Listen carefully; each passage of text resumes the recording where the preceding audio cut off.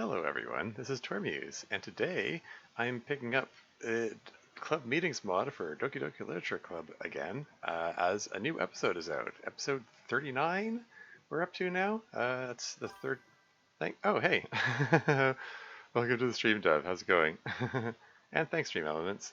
It's like I hear the chime and it's like a Pavlov's response. I'm expecting the Stream Elements notification, but you got here first. Welcome in. Anyway, yeah, third episode of season 4. Here we go. I'm assuming this message is the same as before. It's the same default message stuff. Yep, there we go. See what splash message appears this time. Hollow when you should be happy? Yeah, I made the comment earlier.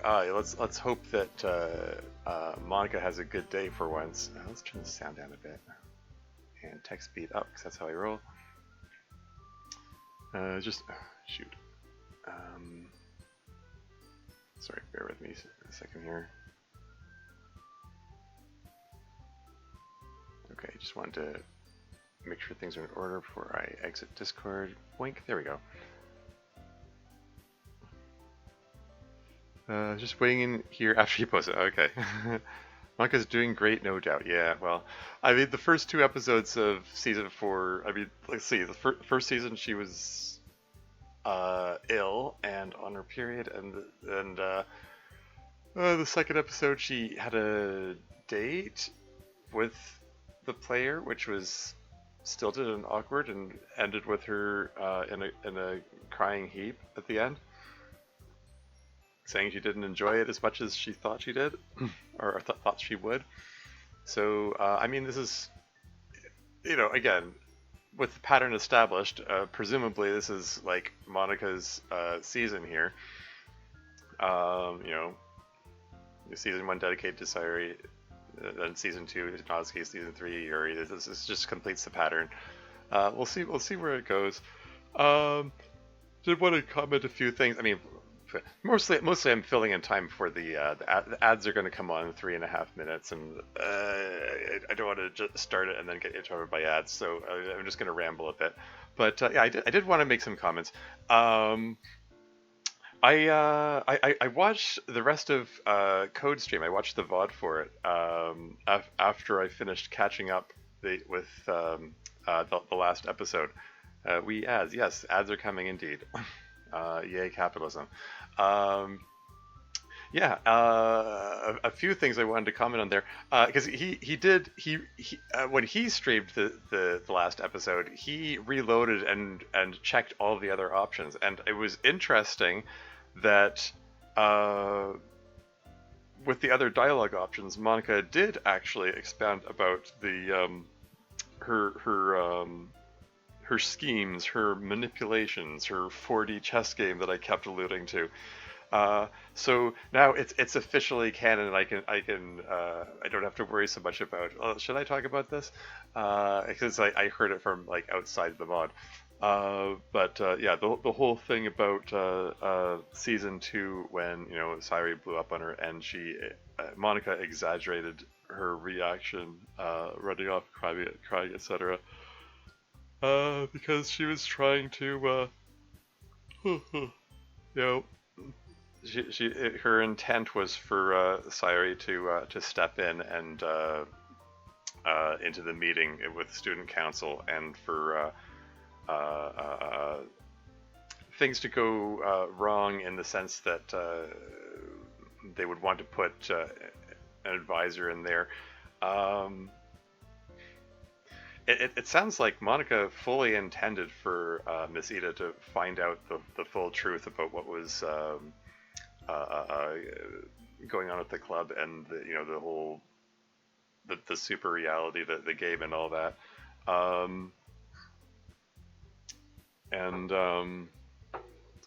All her resistance to the idea was just for show. Although I think there was a moment in season 2 when Monica got pressed to about the issue, and my memory's hazy enough. I probably shouldn't comment. I'm not 100% sure. I think there was a moment where she hedged things a bit, which again could be an indication of you know, an attempt to manipulate or whatever. Um, but yeah, it all it just it makes it weird for me to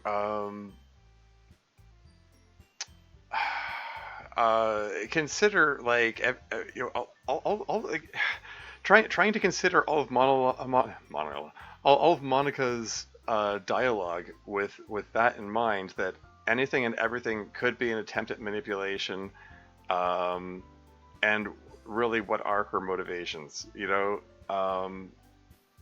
How much of anything is an accurate representation of her actual feelings? um, you're just trying to consider that and consider all past events and all present and future events and dialogue from her, trying to look at it through that lens, just makes things very confusing. It's a heck of a rabbit hole. It's yeah, I don't know. I mean, you know, there's probably still stuff going on behind the scenes that she didn't specifically comment on. Maybe she had other, uh, you know, other plans, other schemes that she hasn't mentioned, that you know, other you know, backup plans and so on. And Run the North is here. Welcome to you. How's it going? It's cool. There's mod support for Doki Doki. Yeah. There's a thriving. Oh, ads are started. Um, I'm gonna keep rambling anyway. Yeah, there's a thriving DDLC modding community. I mean, thriving. It's it's petered out over the years. I mean, this game did come out 2017, 8 years ago. Yeah. It was pretty big when it first came out, and there was you know, the modding scene was thriving for a few years. Um, it's petered out since then, as you might expect with anything, but mm, probably helped along by some unfortunate events amongst the some staff among the the main modding community hub. That's probably not worth getting into right now. Um, but yeah, yeah. There's some neat stuff. I mean, it's a mixed bag. The modding community as a whole, like there's some great stuff and there's some mediocre stuff and everything in between. It's it's a game. It's a game that features you know, teenage characters, and attracts an audience of teenagers, and a lot of the modding community is made up of teenagers, and therefore, you know, people who have limited experience writing. So sometimes that shows. uh, Details from the far territory last night. Oh, hey, cool. Passed my drive test and your drive test. Oh, okay, very cool. Okay, today. Hope you're having a great day. Two tomorrows. Cool, cool. It still says ad break in progress. I don't know if you can hear me, but cool, cool. I'm just gonna write cool, cool. Good to hear. Smiley face. Congrats on both counts. There you go.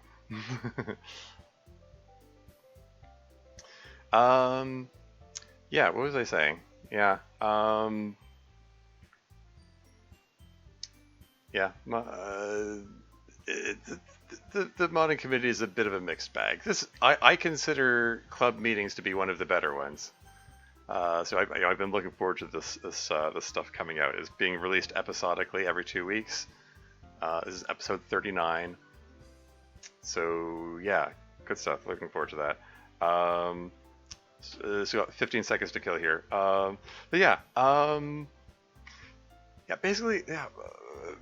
Basically the upshot of my rambles about Monica is like I don't know, like I don't know what to make of her. I mean, if she's like if she's engaging in that level of manipulation, where she's putting her friend's feelings on the wayside. She's putting the possibility of their whole reality breaking on the line. Uh, like considering the risks she's taking in the hopes that her manipulation pays off, and she acknowledges that sometimes her manipulation doesn't pay off. It's like, what are her unfathomable motivations here, and how much can we trust anything? It makes the whole this whole thing weird. Anyway, I'm assuming hitting load game isn't going to do anything, but I'm going to hit new game, and let's get started with this thing. And MC's asleep, I guess. Something. Hunk shoe. Is it hunk shoe or hunk? Me. Anyway, but no. MC starts rapidly panting, barely able to catch his breath. I gotta be somewhere. Wait, no, not in. MC runs for his phone. Hey, bun, you awake yet?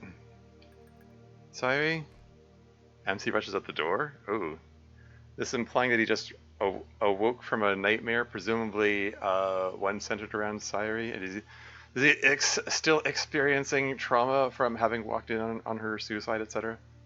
MC definitely a hunk shoer. Yeah, fair enough.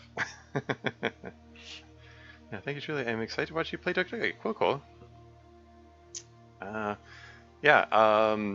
Crazy Kelly is actually the one who wrote this mod, FYI. So who's there in chat? So there you go. And as a note of explanation for comments and so on.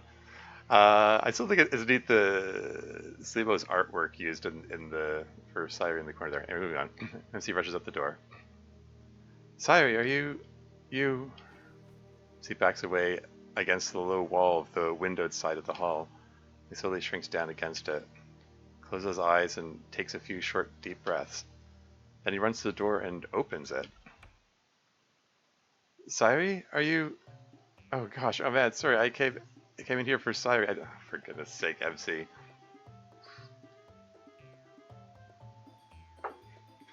Did you just walk in on Ayami doing something unsavory?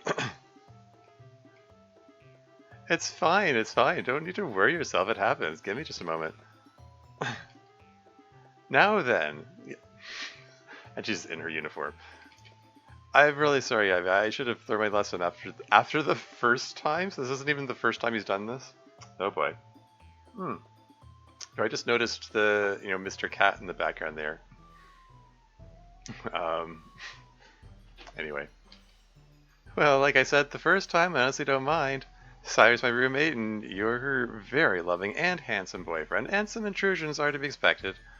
And honestly, a bit of romantic urgency is to be commended in a man. My boyfriend is visiting later today. Oh, really? I'll be glad if he is as much of a man of action as you are. Just consider knocking before I start to find it more than coincidental that you keep barging in while I'm dressing. It is coincidental. I'm really sorry, Ami. It won't happen again. No problem. Anyway, she's still asleep. Wow, she really is a heavy sleeper.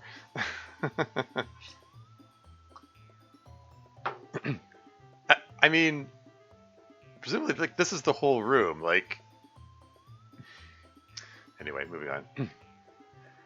She's been pretty mentally okay lately, so I'm pretty sure she's just sleeping in a little. She doesn't have class until later today, I think. I think I'm going to go grab some breakfast. I'll leave you two alone for a little. You don't have to worry about that today. Sorry, don't have to worry about what? Grabbing breakfast or leaving you alone? Anyway, but Ayami, thanks for always keeping track of how Sayuri's doing and helping her. I'm really glad you're her roommate. I'm really glad you're her boyfriend. But right now I'm starving, so I'm off. Doodles. Sayuri? Are you okay? MC gently shakes Sayuri awake. You with me there, bud? Oh. Hello, handsome man. Hi, bud. Do you want to get in and snuggle a little before I have to go to class? Sounds good to me. Hehehe. Oh my gosh, your heart's beating really fast. Yeah, I guess I just got really excited. Still snuggling with you. I have a lot of missed texts from you. Did did you have another nightmare? Yes. You don't need to lie to me about that. I know. I just don't like to make you feel bad. Oh yeah, you can just Mr. Cat more clearly there. No Mr. Bird? Maybe he's in the closet. Anyway. Lying to Sayuri about how you feel a famously effective strategy. Uh-huh. Sayuri's like, but that's my strategy. Mr. Bird just not visible? Sure, sure. Is there any significance in that picture there? I can barely make it out. Or is that just part of the original background? Anyway. It's okay. I don't worry as much anymore, you know that. Yeah, but still, part of the original background? Okay. Really, MC, it's okay. You don't need to protect me so much from bad feelings. It's not that bad anymore. I still feel like... I'm not sure how to put it. Yeah, but it's okay. Relax. Your heart still isn't slowing down. What happened this morning? I had a nightmare. I texted you because I was anxious, and then I came here. Seems like you had a panic attack to me. I mean, sure seems that way. Yeah, he's got some unresolved trauma. Like, really, everyone in the club needs to go to therapy. I mean, not just... I think I need to... maybe I need to send an email and just say one sentence. All of you need to go to therapy. Anyway. um, but again, I know a lot of their issues are related to the whole the nature of their the simulation and so on. So that's hard to discuss with a therapist who is part of the simulation. So I don't know. There's other stuff you can talk about. I mean, I dare say, like really anyone can benefit from therapy. I mean, it's something that even if you're doing reasonably all right, everyone can use a tune up now and then, and everyone can benefit from just generally like having a third person who's uninvolved with whatever's going on in your life to talk to about it. Someone who's a professional and you can trust them to maintain confidence while also Amy has a football. Didn't know she's into sports. um, the what am I trying to say here? Yeah, being able to discuss it with someone who's uninvolved in whatever situation might be going on in your life, someone who's a professional who you can tell in confidence, confidentiality, and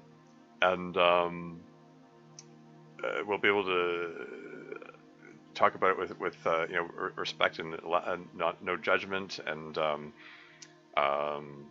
being able to talk freely about things. It's something. It's helpful for anybody, really. But especially this group.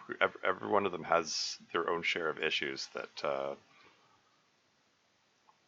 are, I'm going to say, are having significant negative impacts on their day-to-day lives. Did the song just finish? Okay, that's starting again. Anyway, moving right along. Seems like you had a panic attack to me. I didn't. Oh, I would know. Sai turns in the bed and puts her hand on MC's face. She smiles faintly. I used to have them all the time. It's okay. Sai cradles MC's head. Nothing wrong. Everyone's safe. That actually helps. Yeah. It's funny. I used to fantasize that someday, well, this is kind of silly, but is it? I'm curious. In the past, when I'd feel bad, it used to make me feel so much better to touch you at all, or have you tell me it would be okay. I felt better, but also weak and useless. So I used to fantasize that someday I get really strong and I could help you feel better. And now I'm doing it. How does it feel reassuring your poor, weak, wounded boyfriend? Hey, be nice to yourself. You're not weak. But the strange thing is, I don't feel really elated about it or anything. I'm not suddenly overjoyed that I'm able to help. So how does it feel? I just, I feel concerned. It's not like you to be so overwhelmed. You're strong. I just want you to feel better. That's the only thing I feel. That sounds familiar. Yeah, it feels like worry. But in a weird way, it feels nice because I'm not focused on myself. Or, well, I wasn't until I started talking about this. But now I'm thinking about myself and MC kisses Sayuri. I think I feel better now. Me too. I should go back to my dorm and get my uniform on. I'll run back and meet you here. Actually, if you don't mind waiting a minute, I'll just change and I'll walk with you back to your dorm, and then we can walk together. Plus, we need to meet with Natsuki before class starts. Almost forgot. Was that a sound effect? I'm just I remember there was a scene in what I can't remember if it was season 1 or season 2 where when uh, uh, uh, um Sayuri is in her in the shirt. Well, she has part of the uniform on, and she's in the shirt, and then it plays a sound effect, and then suddenly her blazer and vest are on, and I think Dev said that it was the original intention was to have, I don't know, some kind of transition there, but it looked funnier when it just changed suddenly. Was that this? I could have sworn I just heard the same sound effect there as the changing sound effect. Maybe imagined it. Anyway,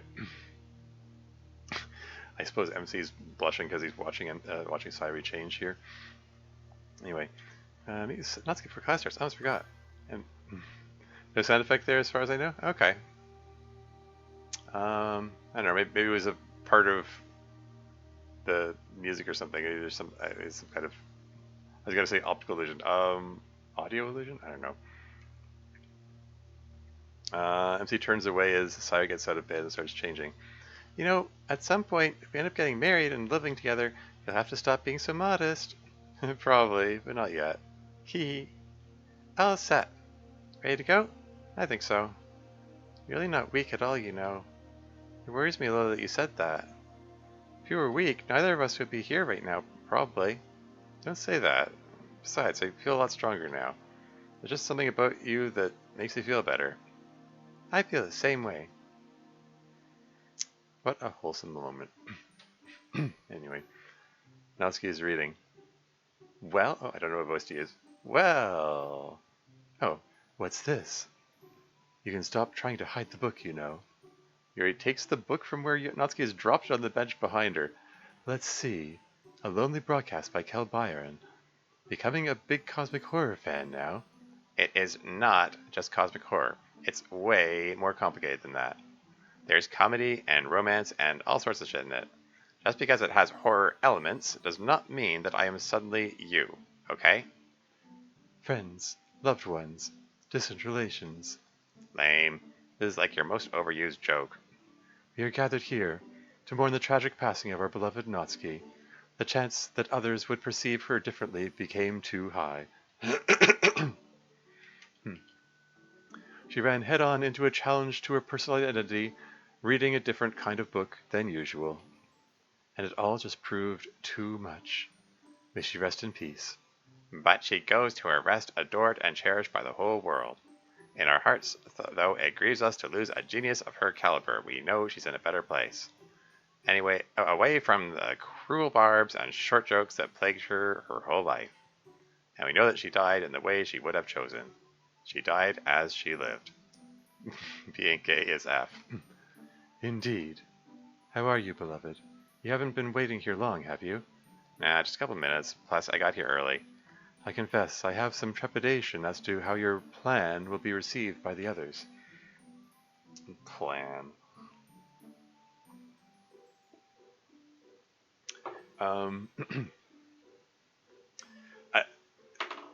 I mean, is this a scheme related to?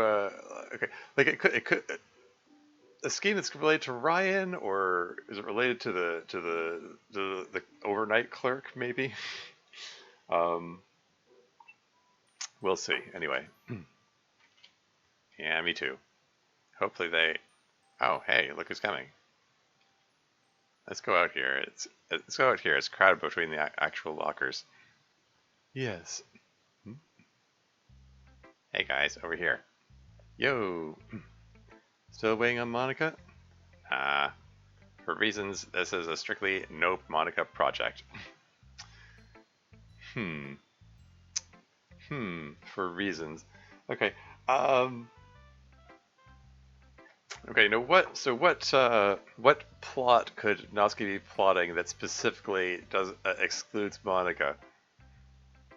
I mean, the last session, the last episode ended with Natsuki saying that she had a new a new plot, a new project, and Yuri was like, "Oh no!" And it happened after she ran into Ryan in the in the courtyard. Um,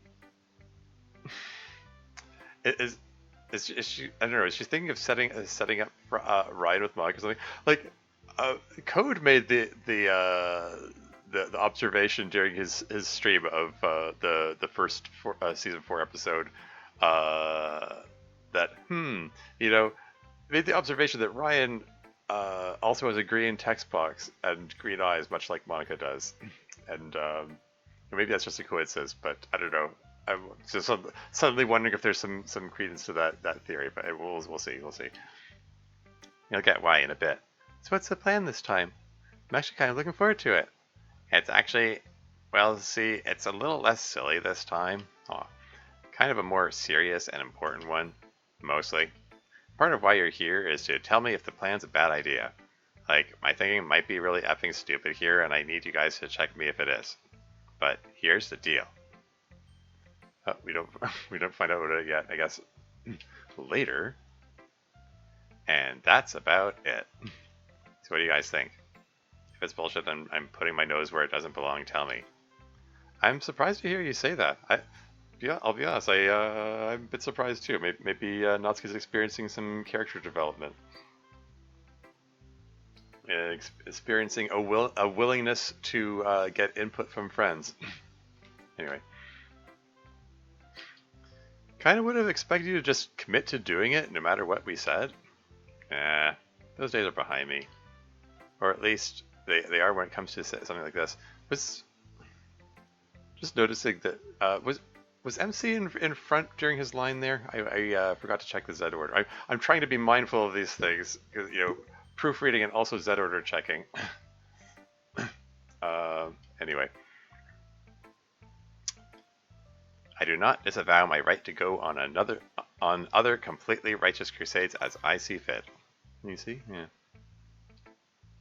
yeah. It was kind of would have the line where he says kind of would have expected us to commit to doing it no matter what he said. I mean, it's such a subtle thing. It's only the only point of overlap is Sairi's head, which is behind the text box. It's the minorest of minor issue. Anyway, he was correct. Okay, maybe I imagined it. I'll keep that in mind. As far as I'm concerned, if this were about anything else, I'd say you should mind your own business. But in this particular case, yeah, it makes sense. No objection for me, and I think I can probably do my part. Yeah. Uh, yeah. Like at the end of their last club session, when Monica said that she was going on a date, all 4 of them collectively had some either concerned or sad expression, depending how you interpret it.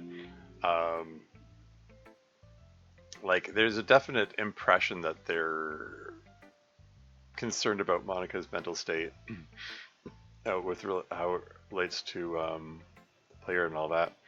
Anyway, moving on. Yeah, I'm just saying that if there is some kind of plot to set up Ryan with Monica, if that's where this is going, um, um, I can sort of imagine them going along with it. We'll see. Sorry. I mean, I know what you probably think, but when it comes to your part in all of this, oh yeah, I'm totally on board. The confused expression. I don't mind my part at all. I actually think I'll do a real good job. No doubt. She's got the sweat drop expression there. I have to ask though, what about Yuri? Oh, she already consulted me. I approve, of course. No, I mean, like, what will Yuri's job be in all of this? Good point. All of us have jobs to do, but does Yuri have a role? Yuri. What is this reaction? Yuri will obviously handle the atmosphere. Wonderful. My love for atmosphere is well known. So that one line from the original game lives on. She loves atmosphere. Of course, of course. Alright. I'm gonna go make sure Phase 1 kicks off the way it should. You guys know what to do, but let's keep in touch on the text thread. Will do. Gotta bail now though, class time. And don't forget you have baseball tryouts before we have literature club, MC. Baseball tryouts, eh? That's not for certain yet. My man, gotta do baseball after all. I really haven't decided yet, although I guess I have to since the tryouts are today. Why would you not at least try out? Oh, I don't know. I didn't really play any in high school. I'm probably not good enough. Yeah, I mean, it's an interesting choice for MC. I mean, canonically, he's like basically done nothing but watch anime and play video games his whole life, so anyway. I don't want to embarrass myself. Aw, come on, MC, you gotta at least try it. It's not like it's a super competitive baseball program or anything. I'm just curious. Okay. Plus, if you get on the team, I can see you in a baseball uniform. Very compelling. The blush when she said that. So in earlier seasons, plot point that MC wants to try to do more athletic guy stuff. Yeah, fair enough. Really though, you should go. Do you want me to come cheer you on? Oh, is Sairi behind MC during her line? Could that be another? Could that be a Z order mismatch? How will you know if she's speaking if like that corner of her sleeve is behind his? Yeah, I don't. I'm not actually a stickler for the Z order thing. I just know that you are, Dev, so I figure I should keep an eye out for those. Anyway, I need to come cheer you on? No, no, please don't. You'd break my focus. I think I will go though. You all talked me into it. But anyway, for now, class. Bye, ladies. Bye, NC. What are you guys doing now? You want to hang out? She's using the H word so casually there. And yeah, I want to hang out. I got stuff to do, unfortunately. Yeah? You gonna do a date with Yuri? Eventually, yes. But nah, right now I've got class. Is it really safe to be saying that out in public? I mean, aren't they supposed to be like keeping that a secret for fear of like losing their privileges? Oh well. Yeah. As do I. Yeah, the Z order thing, like, it isn't even noticeable except specifically in cases when all four of them are on screen. Like, if it's 3 or less, like, there's no point of overlap, so it's not noticeable. It's supposed to be? Yes, yeah. As do I. What will you do, Sayuri? Probably nothing much until club time. The only class for the day was cancelled. Everyone else has stuff to do, and MC would get too nervous if I went to his baseball tryouts. Aw. Yeah. I don't know. I was gonna say, like, I would have thought that MC would be MC. I would have thought that MC would be happy to have Sairi watch her. She But, oh well. Anyway. I'll probably just go back to my room and rest a little while. I take it you haven't signed up for any activities or clubs or anything yet? Besides the leisure club, I mean. No, not yet. Probably will soon once I feel more settled in. But for now, I want to be careful. I don't want to overload myself with stuff that takes a lot of effort. My therapist said that was a good, wise idea when I told him that's how I felt about it. So I'm trying to be really cautious about doing too much at first. I agree, that does seem wise. Well, go and relax your mind. I look forward to seeing you at club later, Sayuri. And, you, Yuri? Did I say that right? You did. Man, glad to be taking some time to just do nothing. Didn't realize how drained I was feeling. Doing a good job taking care of myself is what this means. Are you proud of me, Mom? Sayuri knocks on the door to her dorm room. Who is it? It's me. Sorry, for heaven's sake, I've told you 100 times. This is your dorm room, too. It's just you. You don't have to knock. Well, I mean, it's just polite. I know. Just feels weird not to. So I decide to not watch him. No. I don't want to ruin his tryout by making him nervous. Well, that makes sense. A girl must use her power responsibly and not completely break her man's fragile mind. Oh, that actually reminds me. I almost forgot to tell you. My boyfriend is visiting me today at some point. I guess that's a typo. Visiting, perhaps. And when he gets here, should I be writing these down? Yeah, should probably have the. I'm just gonna have the text file open just in case.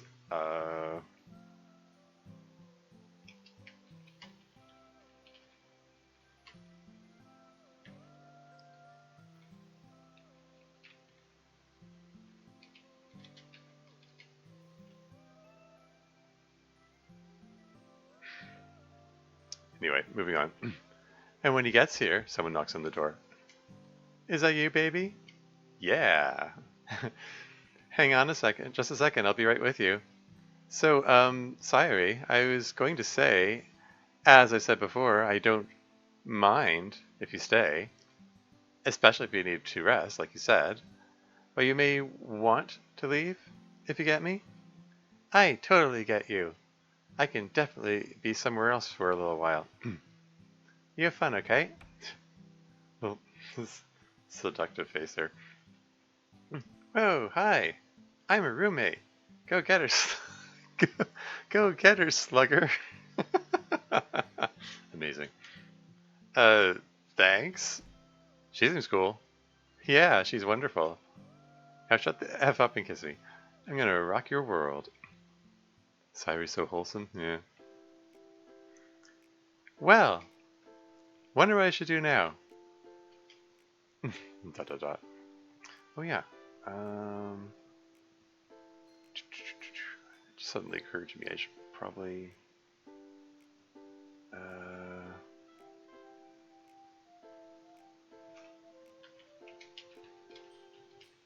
Here you go. Dot dot dot.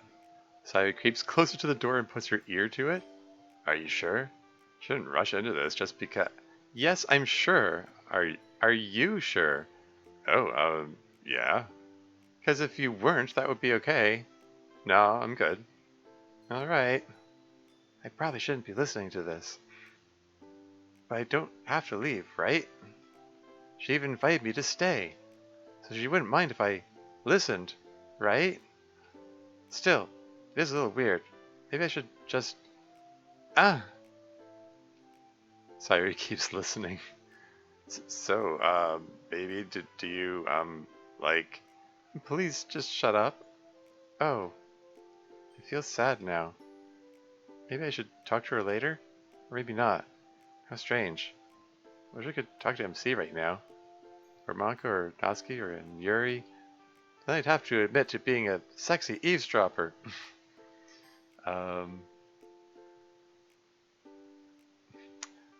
Anyway. Well, guess it couldn't hurt to get a snack while I wait.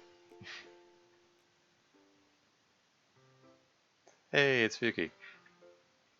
And so then she said she really wanted him to do it, basically so she could see him in a baseball uniform. And then he was like, "But you can't come watch me. I'll become oh so nervous if you do, my sweet love." Not in those exact words, probably. Although you'd love it if it were if it, those sorry. Although you'd love it if those were the exact words, you sicko. I am an appreciator of the finer things in life, such as watching my dear friends enjoy their love lives. What about you? How are things going for you on the love front? Nothing too new, I guess. They're busy a lot of the time, but we knew that would happen. There. Is that is that the use of gender neutral language? Is that imply that her significant other is non-binary, or she just has multiple partners? Anyway, I mean, what wasn't there a thing about Fuyuki having I don't know. I seem to remember. I can't remember if there was wasn't there a thing about her having multiple? I don't know. Anyway, moving on. We still got plenty of time together, though. More than enough. I shouldn't complain. But yes, she has a partner. Okay, for episode 37. Okay. Okay, fair enough. Good, because if they weren't treating you right, pow! I am looking out for you, sis. Extremely comforting, you terrifying effing gremlin.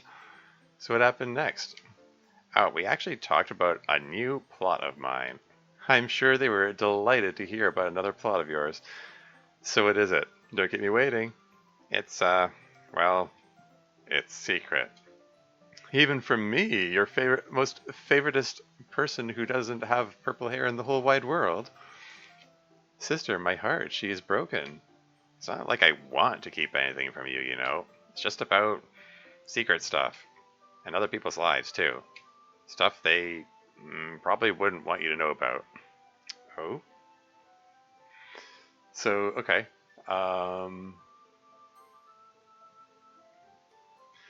hey, I mean, it's also possible that this plot doesn't actually have anything to do with Ryan at all. I mean, they did say it was kept secret from Monaco, so it certainly centers around her, and the fact that she's being cagey around her sister suggests that it probably relates to, game stuff and, uh, excuse me, stuff that they don't want anyone outside of the club to know about. Anyway, Natsuki, it's okay. I wasn't actually upset. You never have to tell me anything. If you told me you needed to cut off my little toe but couldn't tell me why, I'd hand you the saw. That's a one way to put it. Okay, but what about the other toes? Then we'd have to negotiate, probably. Music fading. It's really good to spend time with you so much again. I really missed you. You nerd, it hasn't been that bad. Still gotten to see each other plenty over the last 10 years or 11 years or whatever it's been. Yeah. Incidentally, this song is playing now. It's from the original game, and it was written by Dan Silvato for the game. But when I use this song in my last mod, I'm blanking on my the name of my own mod. Would you love me? Um, Curiously, it got copyright claimed on in the when the video went on YouTube. Someone's putting up bogus copyright claims for this song for some reason. Um, would you turquoise me if I said no to spermicide or something? Sure. Yeah. Anyway, the song, I don't know. This is just reminded me. I wanted to comment on that. It is rather obnoxious. Some people just really abuse the copyright system, just to get because they're just hoping that someone's gonna not challenge it. They can get free money for something they didn't do. It's unfortunate. Anyway, moving on. Yeah, but it wasn't the same as in the old days. No, it wasn't. So it seems like it has been that bad, huh? Of course it has. Feels like our parents stole 10 years from us. Hmm. A similar experience with a bogus copyright claim on a Club Beings video on YouTube? Yeah. Yeah, I mean, cases like those, like, I mean, I suppose, you're not monetizing it, so it doesn't matter, but, like, theoretically, you should be able to challenge it, and they'll be forced to drop it because it isn't their music. But, yeah. I don't know if it's even worth the hassle. But yeah, this is interesting sentiment from Natsuki here. It feels like our parents stole 10 years from us. I mean, because yeah, it's the challenge that was it's indeed dropped. Yeah, yeah, I had the same experience. When I challenged the copyright claims. Someone was copyrighted claiming Moonlight Sonata, which was used like for much of Doki Doki Storm. Um, um, and I challenged it, and they dropped it right away. So it wasn't an issue there. The annoying thing is that I've seen other people, stream it or well, okay.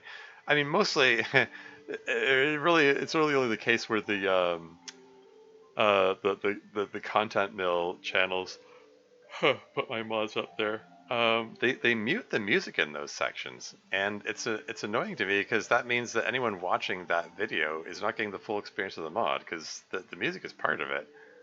And it's important that they hear the song because then when the other variants of the song come up later, they carry more weight. Um, but the people who run those content mill channels, they don't care. They just um, yeah they just they're the sort of people who just put the mod on the screen and put it on auto and presumably go and make a sandwich while the mod plays itself, and then they make money off of someone else's work. Um, I mean, I could do a DMCA and force them to take it down, but that would be escalating something that probably shouldn't be escalated. It's kind of mean. uh, I don't think it's worth doing that over. But it does annoy me that like those videos are all muted as a result of uh, this thing. I don't know. It just kind of sucks. Anyway, yeah. Gotten to see each other plenty over the last 10 years, 11 years, or whatever it's been. Wasn't the same as in the old days. No, it wasn't. Has been that bad. Of course it has. Yeah.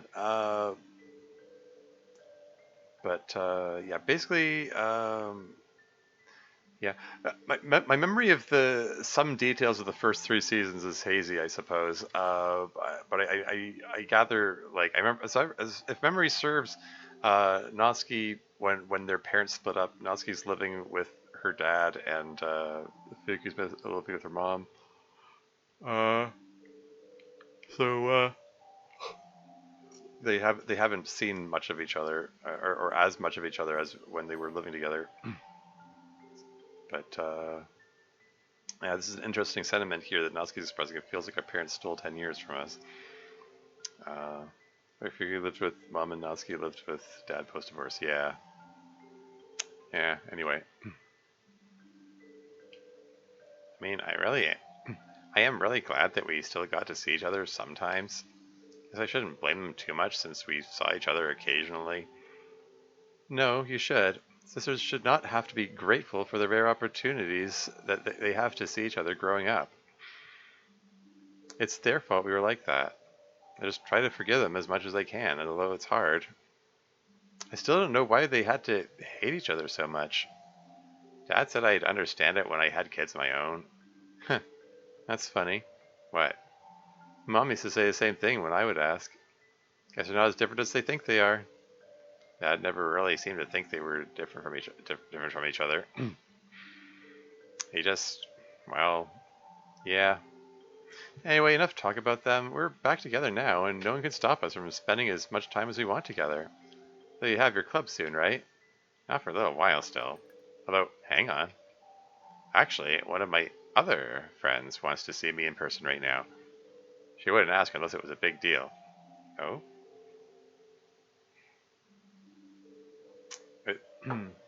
Was that the Sayuri, or she said other friends? Anyway, see you tomorrow, or maybe do you want to grab dinner later? I'd love to grab dinner, babe. Text me when you're ready, okay? I'll drive. Bring Yuri if you want. Hell yeah! I hate walking everywhere. Of course, I also don't even have a car yet anyway. It's just a minor obstacle. Anyway, text you in a few hours. And don't forget, or I'll come and knock your door down. It's What's Fuyuki's situation that she's able to have a car? Um, I mean, Natsuki puts so much emphasis on the fact that she's poor, like this for this entire series. I wonder, is their mom like comparatively comparatively richer than their dad? Hmm? She's not a freshman. Oh, you mean cash wise? Yeah, yeah, yeah. I was just wondering, like how is it her car? Like, how is she able to afford a car? Anyway, moving on. Yeah, yeah. And this is back to Yuri Zanotsuki's room. Come on in. Thanks, Nat. Oh, it's Ayami? Okay. Your room's a lot cleaner than I thought it would be. Oh, shut up. What's bothering you so much that you had to talk about it right away?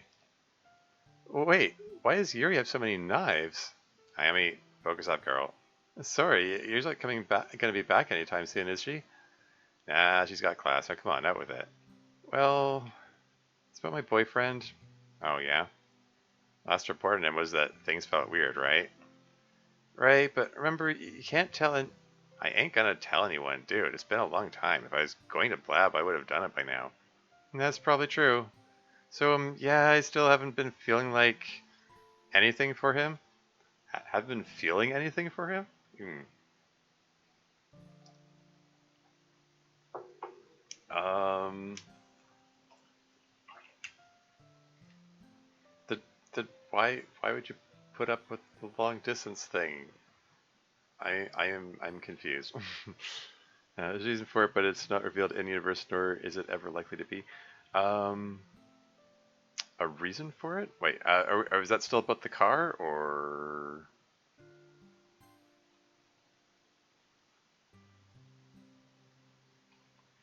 I'm not sure what else that could be. You could be referring to there. So sometimes I don't look at the chat right away, and it's like this couple was regarding how does Figure afford a car? Yeah, yeah, okay. Uh, yeah. Okay. Anyway, I haven't really been feeling like anything for him, and I think he doesn't really feel anything for me either. And on top of that, it's really awkward that we're at different colleges and don't feel much of anything. I mean, that seems like a reason to break up. If neither of you cares for the other and you're not in a position where you can see each other anyway, like, I mean, what's. Anyway, moving on. So why not just break up? Yeah, there you go. I don't know. It just. Look, we're 19 already. I wanted to feel more grown up in high school. People have always been making fun of me for being more grown up than other girls. You know that. Yeah, and you lean into it as your coping mechanism. Which is dumb, by the way. You don't have to be a damn thing that people expect. You can be your own thing. I'm not as strong as you when it comes to that kind of thing, Natsuki. I care what people think of me, and what would they think if Ayami was 19, wasn't even in any serious relationships yet? Oh boy. Uh, hmm. That's a whole fraught topic, isn't it? I just, I mean, I was in my 20s when I had my first relationship, so um, it's it comes to different people in different times. Like if I mean, I'm sure the mod's about to explain that anyway. So it's like, hey, I'm a slave of societal expectation. There you go. Um, anyway, moving right along. We're in college now. A lot of girls from our high school are thinking about getting married soon. I mean, it's like two girls from our high school, and at least one of them is making a terrible decision because she is rushing into it under pressure, which sounds kind of like what you feel like doing. Forget about me. What do you think Ikuko would say if she was here, girl? Damn. She'd probably curse at me and tell me I was being a moron. Exactly. Anyway, this is all old information. We have talked about this before, many times. What happened that you need to talk about? So, I invite him to visit, hoping we kindle a spark and make some progress. Yeah, and? You kindle any sparks and make any progress? What do you think, Donsky? I mean, read the context clues, Natsuki. Read the room here. You think why do you think Ayami would so urgently be needing to talk to you if things went well? Anyway, well, we had sex. Oh, you don't exactly look happy about it. He didn't pressure you into it, did he? No, not at all. I worried that maybe I pressured him into it, and Natsuki, I did because I wanted us to feel special and like we had a spark and like it would be something really important that would bring us together, and it didn't. It emotionally it just felt like nothing. Physically it was amazing and I wanted to do it again, but why didn't I feel anything emotionally? It was supposed to be it's supposed to fix things. Oh man, Ayami, I mean I'm not like a love psychologist or anything, but that's it. We need to take Ayami to the love psychologist. They all need therapy. Anyway, um, I don't think having sex fixes things. No wonder you feel weird. Are you like okay on a basic level? I mean, yeah, I guess so. It just didn't. It didn't do what I hoped. Let me ask you something. When you when you did it for the first time, didn't it make the relationship feel special? Wasn't it like a big milestone? Natsuki is not big on talking about personal details. Hmm. I'm not even sure if I should answer this because the answer is not going to at all be what you want or expect. But girl, no, it didn't make the relationship feel special. It was special already and had been for a long time. I didn't feel like a big milestone because we already felt like we were past that road marker, I guess, if that makes sense. We didn't make a big deal out of it or even try to make it happen. It just kind of happened by itself, I guess. But then, I don't know, maybe it's different when it's two girls. I've never gone that far with a guy. For me and Yuri, it was okay. I was waiting to see if she would mention that. I mean, I was, I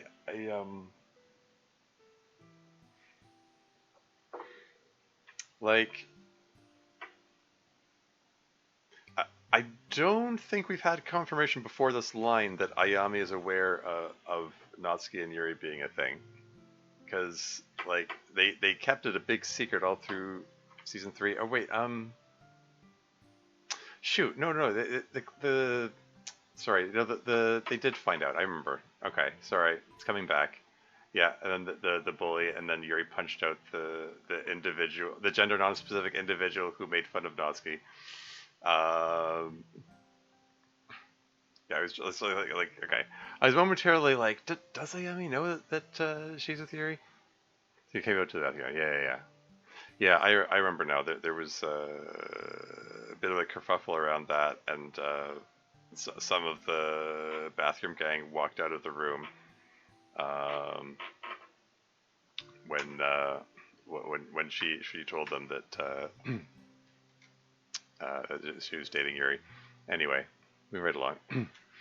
For me and Yuri, it was, I really don't need to hear about how it was for you and Yuri, Natsuki. I was just asking a simple question. Okay. Oh, is she mad now? Look, sorry for snapping. I don't know what to do and I'm upset about it. So once again, I don't get why you don't just break up with him. Something there and your magical fix didn't magically fix anything, which brings us back to why date this guy? Because I'd be alone again, a laughing stock. A laughing stock. That's interesting. She's saying so much about her emotional state and her values by saying things like that. Like, a laughing stock to who?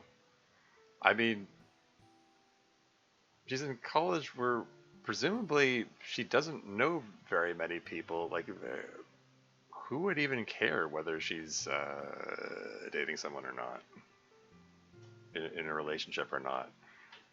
You know, it's I don't know. She's putting a lot of loaded emotions into this whole thing that are like. Anyway, moving on. It's already bad enough that I just now had sex for the first time at 19. Oh, was that her first time? Oh boy. Hmm. Yeah. Mm, sex can have a lot of emotional effects that you might not be prepared for if it's your first time, and doing it with someone you don't fully like care for and trust. I mean, I don't know. Just because she doesn't have romantic feelings for him doesn't mean that she necessarily she doesn't trust him. But I don't know. It's a bit of a fraught thing. I don't know. Anyway, moving on. I'd seem so stupid, always trying to play up how sexy and flirtatious I am, but I can't even hold down one boyfriend. Hmm. You want to know what the worst part is? What? I actually I really liked having sex, even though I felt nothing emotionally. It's just like everyone's always said about me. I'm an awful slut. Holy shit, girl, calm down. You are allowed to like sex without it being a mystical, magical love experience. That does not make you a slut. And besides, since when should you be afraid of what other people call you? The idea is not to give a shit, right? I guess so. Okay. So, like, you don't want to be single. I guess that makes sense. And you like having sex with them at least? But, like, aren't you in an open relationship with them anyway? Yeah, why? Well, then, damn it, I mean, it's really easy. You keep banging him as often as you like. As long as you're open with him about things and he knows the way you feel and you know the way he feels, that's fine. And then you can keep looking for your super special, magical, instantly loving and wonderful relationship on the side. Doesn't seem complicated to me at all. Yeah, I mean that's the other part of it. Like, you know, if they're the two of them do agree that it's like, you know, open relationship and they're allowed to be with other people, then it's kind of that doesn't seem to be a problem anyway. And yeah, like this whole thing about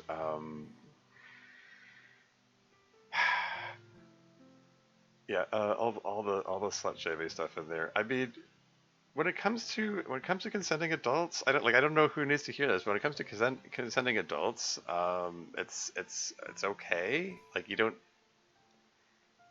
um, trust is more important than romantic love, in my opinion. That's how I would put it. As long as you have you know, trust and respect between each other, you don't necessarily have to have romantic love present. Um, you know, like I feel like I'm rambling a bit here. It's not a bad thing to enjoy sex. I guess is what I'm the main thing I would like to get at here. um, I'm just gonna move on. That doesn't seem complicated to me at all. I guess that actually kind of makes sense. I still kind of I still feel kind of wrong about it. Like, I should judge myself before others do. And that is a kind of self-shaming attitude you got to get rid of. I mean, still save societal expectations. Yeah, yeah. Oh yeah, there's an ad break coming up in 55 seconds. FYI, I'll pause and when the ads start. Anyway, uh, but feeling better now? Yeah, I think so, a bit. I have a path forward now, at least, it feels like. Good, because I have a club to get to. But, seriously, if you need to talk about this stuff, you let me know anytime, okay? You don't deserve to have this stuff eat at you. And I sure as heck won't judge you. Thanks, Natsuki. Head off to your club. Don't wait up for me. Yep. Have a good afternoon. Did you just leave a yummy alone in Natsuki's room there? I wish I could get rid of the feeling that I should... Hmm? I wish I could get rid of the feeling that I should judge you, Natsuki. Hmm? Oh, is she still feeling judgy about Natsuki there? Oh well. Anyway, looks like ad break is imminent, so I am going to be right back.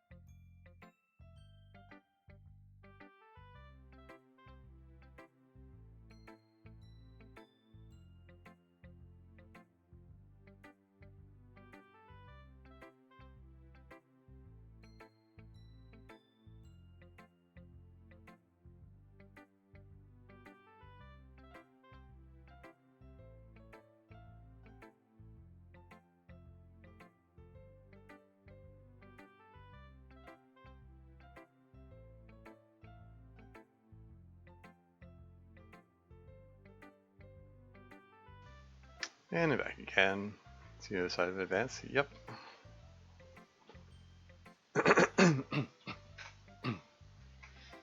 Anyway, so now she feels really weirded out about it, even so. I see. Her experience seems to have been very different from ours. Oh, went right to Yuri to talk about Ayami, it seems.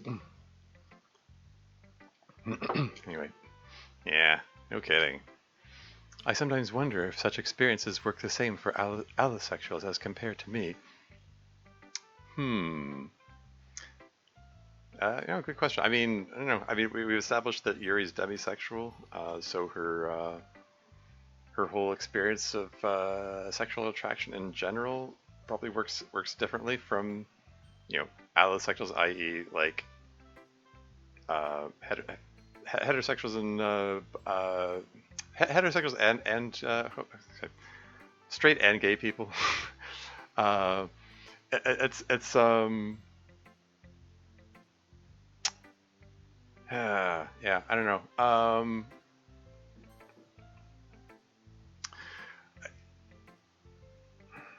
I feel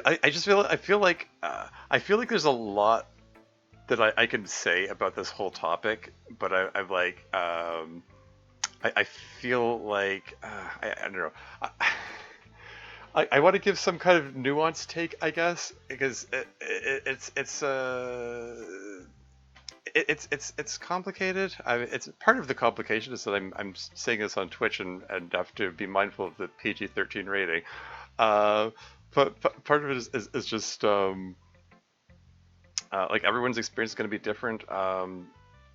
Like there is like a grain of truth in Ayami's expectation that okay, maybe if we have sex, it'll ignite a spark or whatever. Like for a lot of people, it's very common to for sex to be like really emotionally binding. Like it makes your attraction to the other person to increase tenfold.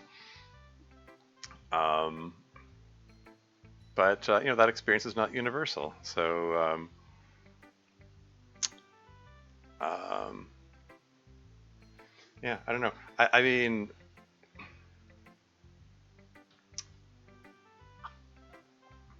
it's sort of feeling. I mean, the way Ayami's talking about her experience with her boyfriend makes it sound like she just like she really has to push herself to experience anything close to an attraction. It's like what am I trying to say?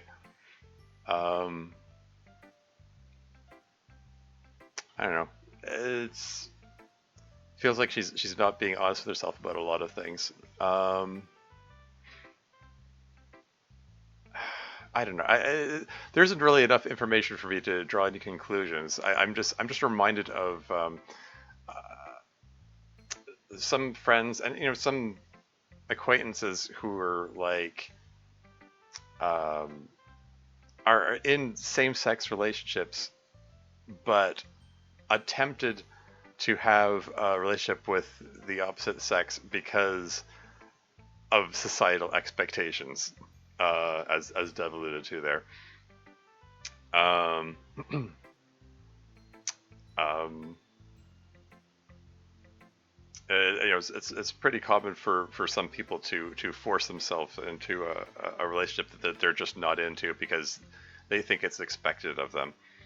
And like, I'm not necessarily saying that Ayami is necessarily actually gay, or experience somewhere else on the whole LGBT spectrum, and this but not necessarily anyway. But I don't know. Like I said, don't have enough information to draw any conclusions. It's just she is being like overly hard on herself for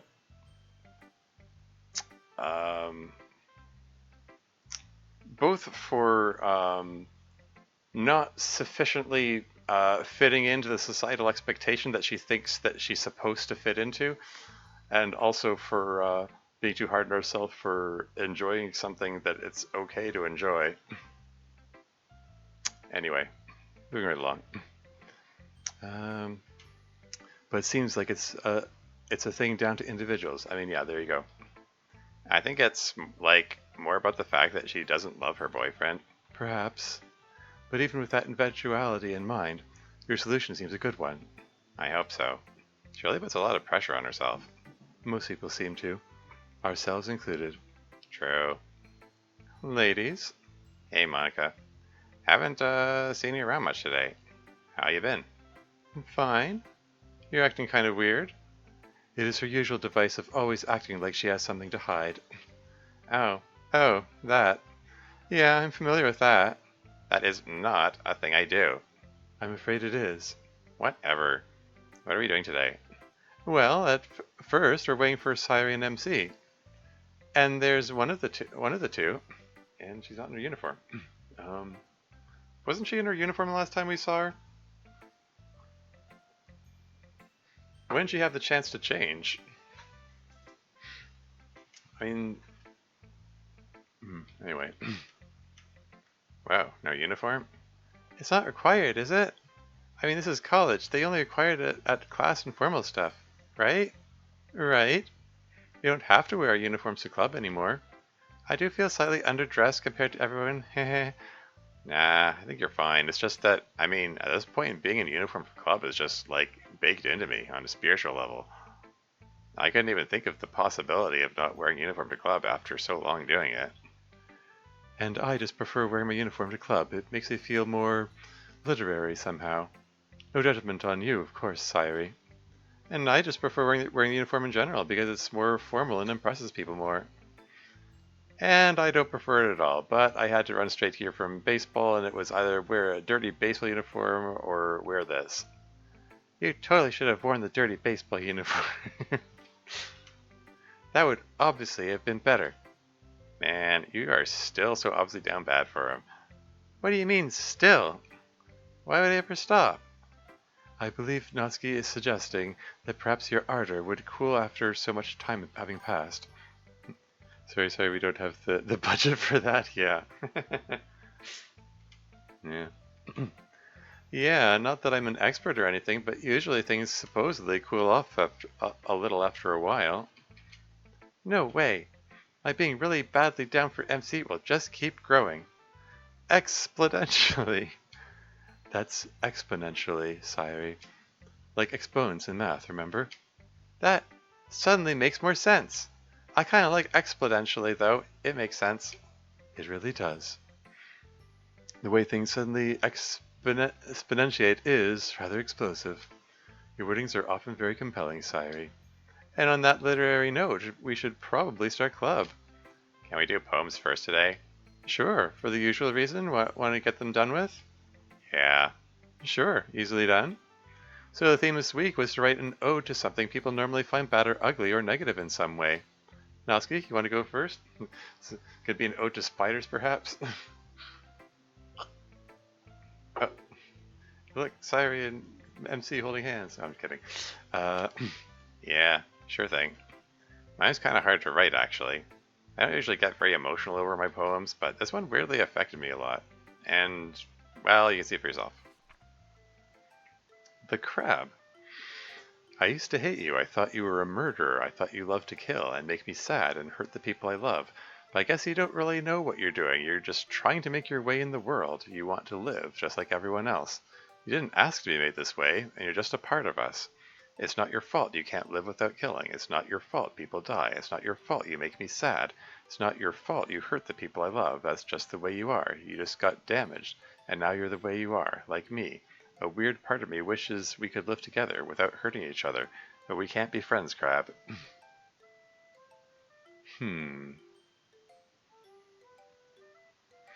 I mean, I don't think she's actually talking about a literal crab. Um, I mean, from the my first thought is she's talking about cancer. This is some kind of cancer the crab. Um,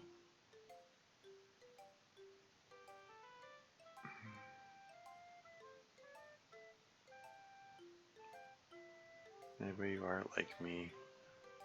Yeah, I don't know. That doesn't seem to completely fit, though. I don't know. Let's move on. A cancer program. Yeah, I mean, that's what I figured. I did not suspect that you, of all people, would sympathize with cancer cells. Yeah, me either. I had a lot of time to think about them, sitting with my sister, and I thought, how would I feel if I were a cancer cell? Some people probably find me pretty cancerous as it is, but it's not their fault, you know? They do what they're programmed to do. It's not their fault they got damaged by some random radiation or whatever, and now they do what they do. From their perspective, they're just trying to live, you know? Trying to follow the instructions they have. They're not actively meaning to hurt anyone or anything, it's just the way they are. I think that's really sad. It really is sad. When Fuki had cancer, all I could think about was how mean cancer is, but I guess it's not really mean. Just kind of is, I guess. I can empathize with that. Yeah, me too, I think. Kind of interested in how Natsuki doesn't just sympathize, she empathizes. Like, she sees herself in cancer is not all that different, which on one hand, kind of troubling. On the other hand, I don't think it means that Natsuki believes she's bad. Though maybe there is a little of that. I think it's more about how Natsuki just sees herself in anything that's struggling to stay alive and make it. Like the cancer cells are little tough guys trying to scrape and scrabble along. Yeah, something like that. This poem kind of lacks the usual Natsuki twist. I really like the formatting though. It's not a very strict meter, but it flows off the tongue really well. I think, in a way, the entire poem is the twist, so to speak. It just happens gradually rather than suddenly. All the more insidious to do it that way, really. Fits the theme of cancer, the creeping awareness, but I don't want to muse too much about it. I enjoyed the poem. Thanks, everyone. MC, I'm curious what you wrote about. Well, I can go next then. Why did you single out MC there? A joyful addict? They say everything in moderation, but does that apply to moderation? Aren't we here in this world to live a little? Aren't we here in this world to take things too far? At least sometimes? What if I want to drink too much? What if I want to develop a habit? Or a dependency? Or spend 12 hours staring at a computer game? I'm addicted to breathing too, and sleeping, and I like those things.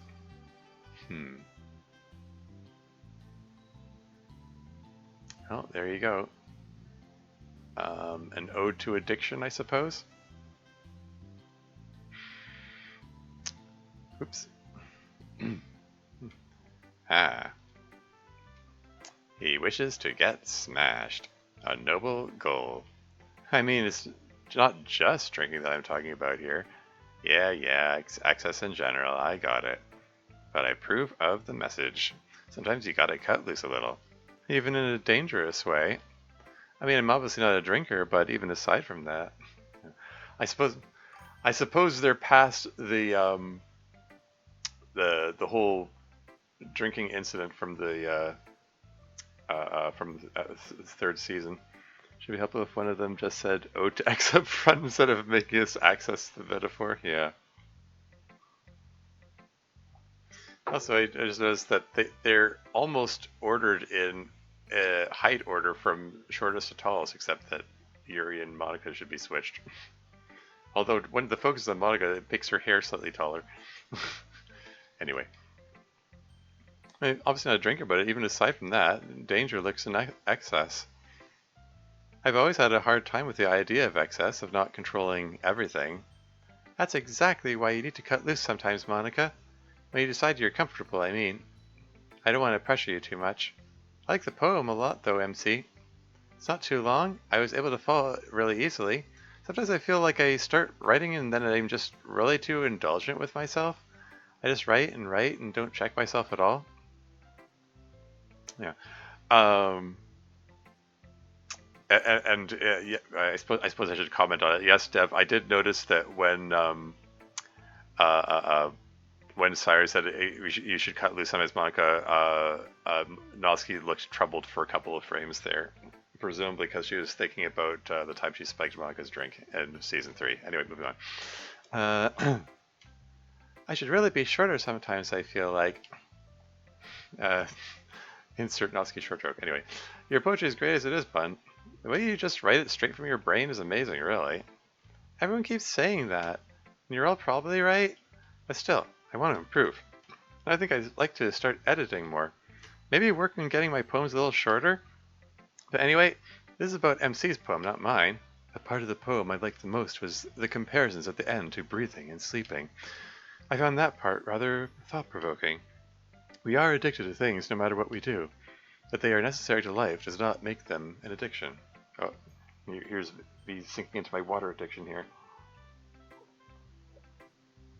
I'm trying to keep hydrated in light of all the reading I have to do here. You're the first to notice? Oh, thanks. Anyway, I suppose our responsibility is to choose wisely as to what else we make necessary to our lives. A very interesting subject, MC. Thank you for that poem. You're very welcome. Who's going next? ... And that's my cue to go. You all get one pass where the club president has to go per poetry session. Shooting the messenger. You're just a messenger, bringing a worrisome report to the king or queen, a warning of damage and peril to the realm, and you're shuddering at the thought in store and you're shuddering at the fate in store for you. The royals are known for resistance to bad news, but you tell yourself, how mad could they be? They gave me this job. I'm just here to protect them. They must know of the damage and peril to the realm. But they're very angry. They scream and cry and kick their feet. Your message is intolerable, and they call for your death, and before you know it, they bring in your killer. But loyal to the end, you die, proclaiming your warning, damage and peril to the realm. Before you are sweetly, slowly suffocated, truly a death without suffering. Such is your fate, my loyal servant. Your dedication is noted, but pain is unappreciated.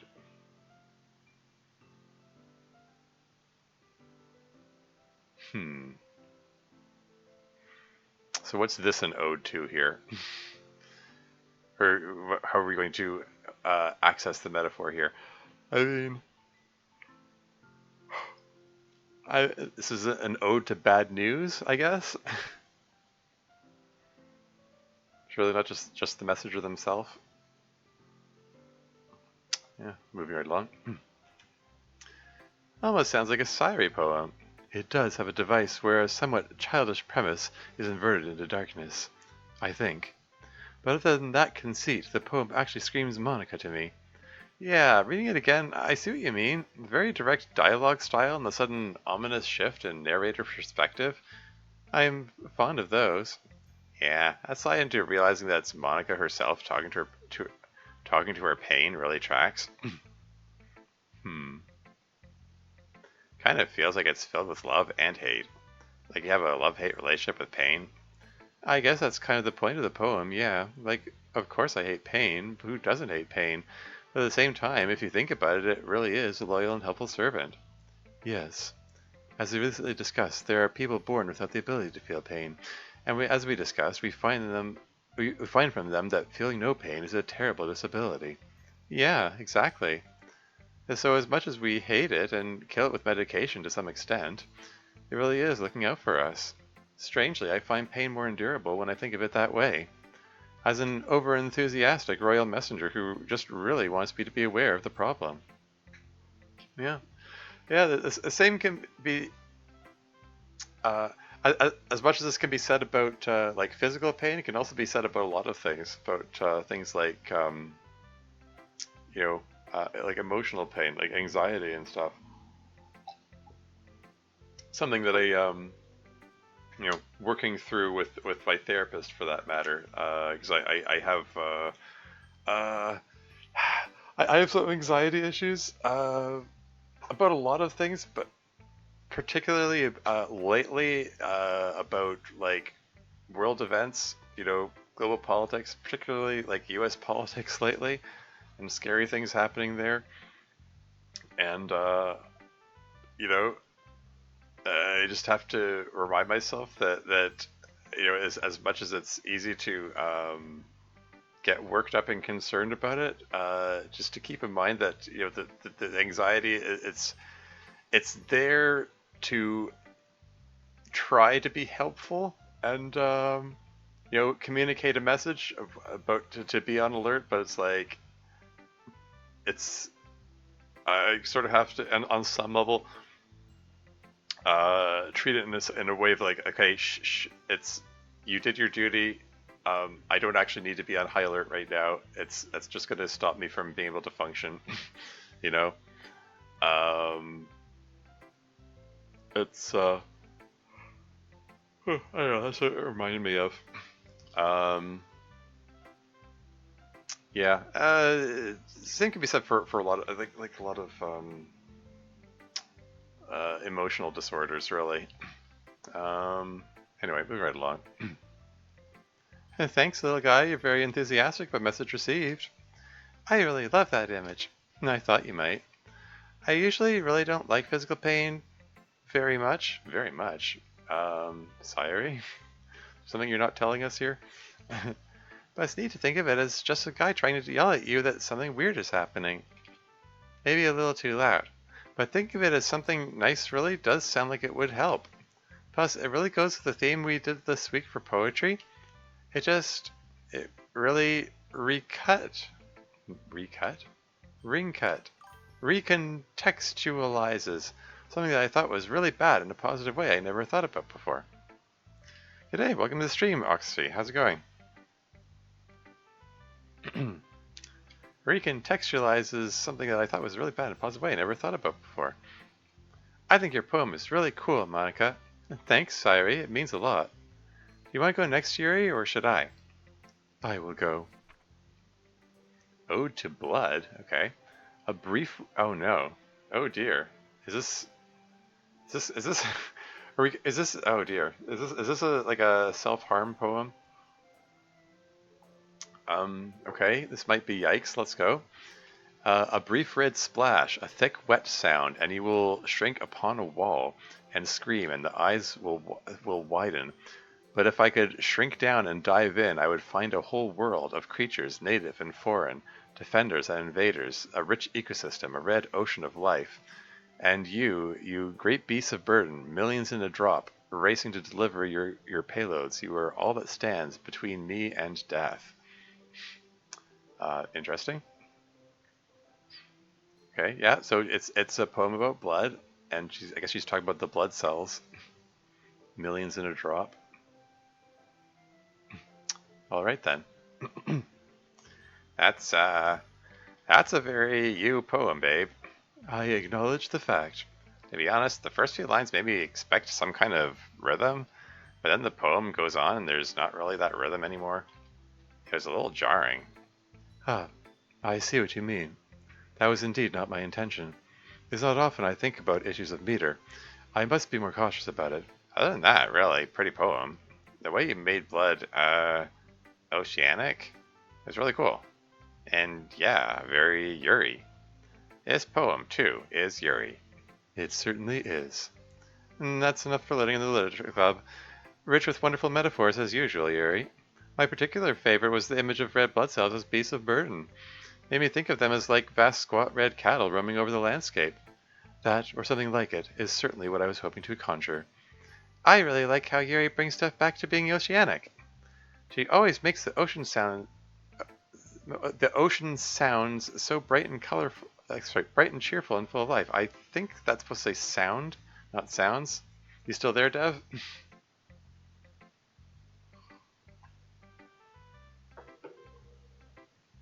Oh, cool. And while you're here, I don't think I think you might have been AFK when I pointed out the previous typo. Around the 37-minute mark in this video, I made a note of it. Ayami says my boyfriend is visiting, only the visiting is missing an I. So that's another typo you might want to check out. Anyway, moving right along. It certainly can be. My intention here was actually not as much to make it oceanic, though the word ocean does appear. In my own mind I saw hills, and the red blood cells trudging along great vast paths like elephants. See that too? Yes, +1. Yay! +1 to me. Yeah, I noticed that when I was reviewing Code's VOD, he caught a typo that I missed, and it's one of those things like, wow, how did I miss that? It's just, I don't know, trying to keep track of too many things at once, I guess. Anyway, And they went through a complex forest filled with all sorts of interesting microorganisms. Obviously, all that was not quite reflected in the poem. No, but it kind of gives us a glimpse, a little. One of the things I like best about your poems is how it lets me get inside your head a little. It feels like you're always thinking about these huge, vast worlds, like your hills filled with giant red blood cell cows. It's cool to get to see a little bit of those worlds through the lens of your poetry. Thank you, MC. I am pleased that you feel that way. All right, my turn to finish up. The Vice President of the Literature Club commands it. Yeah, I was waiting for that. Anyway, wow, 2 weeks in a row. Feels like you never do it that often. I usually don't, but it's been a while. I needed to make sure I didn't fall out of practice. Anyway, here's my poem. The Equalizer. When you can't see anything, then nothing can see you. And when everything around is blackness, you're just part of it. In the dark, garbage doesn't look any different from gold. Poison doesn't look any different from water. And I don't look any different from anyone else. And anything I say is beautiful is. Interesting. The Equalizer. Is this suggesting that Sayuri is afraid of the dark? It's interesting. Making out darkness to be the equalizer. Like everything is equal because it's all black. Anyway, interesting. I understand the idea completely. Nothing can look bad in the darkness. An attractive idea if you're afraid of looking bad. Sorry, look sad at that comment. It's kind of sad though, isn't it? If nothing can be ugly in the darkness, nothing can be beautiful either. Is that really something worth celebrating? It is if you feel ugly. Or, like, maybe you wrote a bad poem? Oh, Sayuri. MC tilts Sayuri's chin up to make her look at him? What are Natsuki and Yuri blushing for here? It's sad because you're incredibly beautiful. As your poetry. Why would I ever want to hide this face in the darkness? MC kisses Sayuri gently. Supposedly we hit our limit for literature club flirtation earlier, Monica. Fair point. Okay, you two. Let's get back to the actual poetry.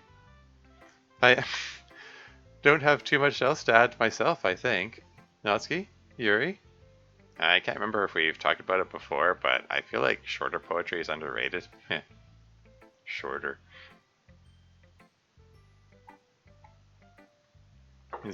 Natsuki just inviting the short jokes left and right here. Anyway. All of us have a tendency to go on the long side. But this is a really good shorter poem. The value of getting in, landing your points as heavily as you can, and then getting out, that's really something I overlook. This poem does a really good job of it. Probably would have overdone it and filled it out with another stanza or two talking about some further examples, but I think it's perfect as is. Yuri? Yes, of course, because you're short, yeah. I have little to add. I think it is interesting this week that we all broke away from tight meters a little bit. Usually, Sayuri tends to keep to one. MC increasingly does so as well, as does Monica. But this week it was all more or less prose poetry. It is an interesting trend. Next thing you know, you'll be graphing poetry trends, you big nerd. The idea is a tempting one. Well, shall we move club along? Free time, names from a pencil case, emails? Ooh, names from a pencil case, names from a pencil case. You really like the names from a pencil case thing, huh, Bun? Totally. Everyone comes up with such neat ideas. Plus, it's really neat to have new stuff we've never done before. Adds a lot of spice to the club. Well, if the Vice President of the Literature Club commands it, who am I to disagree? Yeah. I'm still waiting for the reveal of, like, why is Sayuri out of uniform? Like, she was in uniform. Like, there has to be... We have to be getting some kind of flashback or explanation at some point. Because the last time we saw Sayuri, she was leaving her room in uniform as Ayami and her boyfriend were doing the deed in there. How much time passed in there? Like, what... Anyway, moving on. Aren't you the president of the Literature Club? And as the president, I'm going to defer to my trusted colleague and friend. Names from a pencil case it is. Sayuri, if you would. On it. Let me just grab the case real quick. I have it ready. Found it. Go ahead, Sayori, do the honors. Today's winner is Yuri. Well, Yuri, what will it be? Have an activity in mind? I do indeed. I've been ruminating for some time on what I would choose if my name was drawn. What's Natsuki blushing over here for? And I think my idea is solid. Who's familiar with the idea of two-sentence horror? Oh? Interesting. I am. Although mostly I only see examples of bad two-sentence horror. Indeed. But today, I will challenge us all to create good two-sentence horror. Simply put, you must write effective horror while remaining within the limit of 2 sentences. Run-on sentences are discouraged, but not strictly forbidden. The idea is to create effective horror in a minute space. Well, let's get right to it. Let's take about 20 minutes and try to come up with some really good horror. Later. 28 minutes later. I guess. Okay, everyone. We're in the emails background here. Let's see what we all came up with. Who wants to go first? I'll start. All right, MC, the stage is yours. Actually, Monica, if I make a suggestion first. Sure, what is it? I believe it would be appropriate to change the mood somewhat via music. For the, game, if I may suggest an appropriate horror-themed track. Oh, but, isn't Monica, like, the only one who's able to hear the music? She's the president? I think I know the exact one you mean. The clock one? That's the one. Perfect. I think I have another idea, actually, to make the horror spookier now that I think of it. Yeah, just in time for Halloween, I suppose. It's coming up in 5 days. It reminds me, I need to carve my jack-o'-lantern. I have the pumpkin sitting out in the living room. Been meaning to get to that. I typically leave it to the last minute day of, but it'd be nice to get it done ahead of time. Yeah. This is a little character note that Yuri is still thinking of the viewer's experience. Yeah. Anyway. Stop music. Music channel muted. Play music clock track. Oh, that one, yeah. Style edit. Textile per mcon. Textile? I guess it won't show up in the history. Yeah, this is the song that was playing during Yuri's first mod, if I'm not mistaken. The horror one.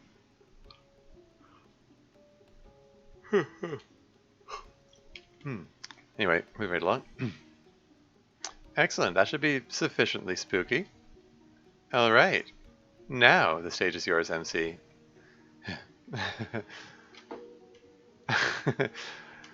I kissed Sayori goodbye as she walked out and closed the door. Then she tapped me on the shoulder and said, "Where's my goodbye kiss?" Natsuki snaps her fingers enthusiastically. Why are you snapping? I don't know, it felt like a way to show appreciation that isn't clapping. Clapping feels like too much for this. Snaps for MC, I guess. Sayori also snaps her fingers. I will just say that I appreciated that, MC. It is a classic formula, made none the worse for your adaptation of it. Appropriately unsettling. I agree. Who's next? Me! I remembered the lights to my room turning on just before I burst into flames and screamed. Then I woke up and smelled smoke just as someone turned on the lights. Elsie again snaps her fingers. I hate when that happens. I've had dreams like that, where some spooky shit happens and then I wake up and the spooky shit seems like it's gonna happen again.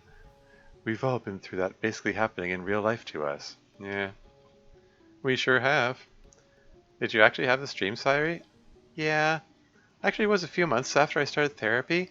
I told my therapist my depression felt like being on fire all the time when he asked me to describe it. And since then, I sometimes have dreams where I'm on fire in my dream. I really gave myself a bad image with that one.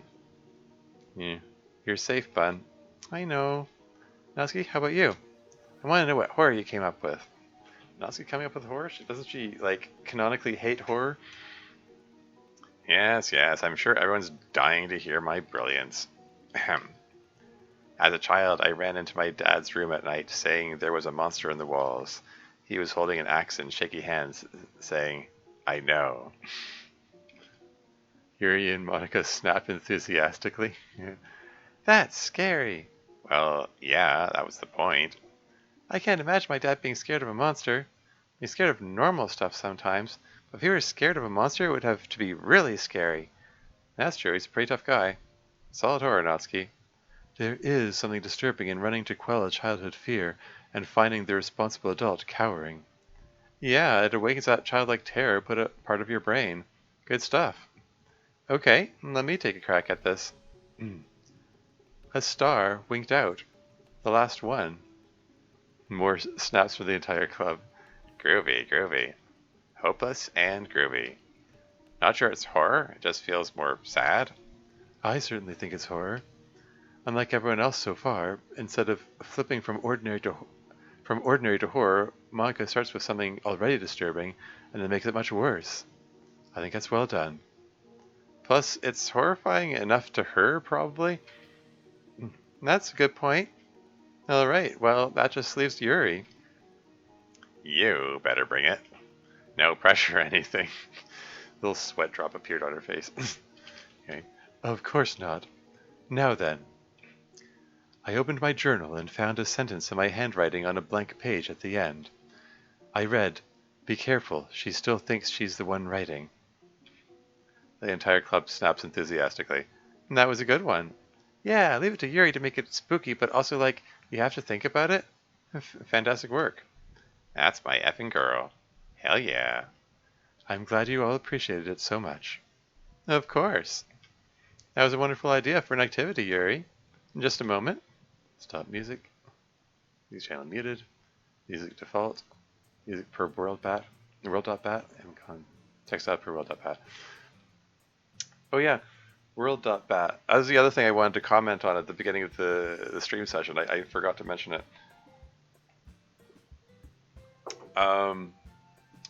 Monica at the in the last episode during her crash out moment, she made a comment about a scheme involving the WOR dot, and then she says, "Never mind, I'm not going to tell you about that one." It was probably about the world.bat file.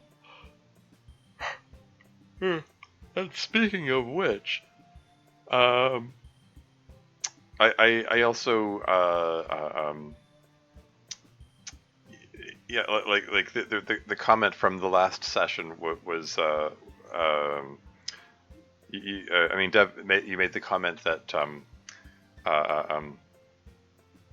Monica remembering stuff between episodes is a thing built into the mod, despite them not sharing the same persistent data.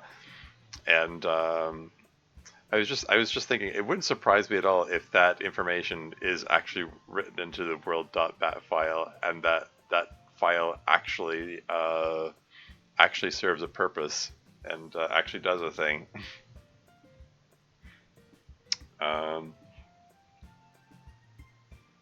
Yeah, that file, which has been there the whole time for the entirety of 3 seasons and counting. Anyway, it would be neat if that's the case. Shoot, there's something else I was going to say.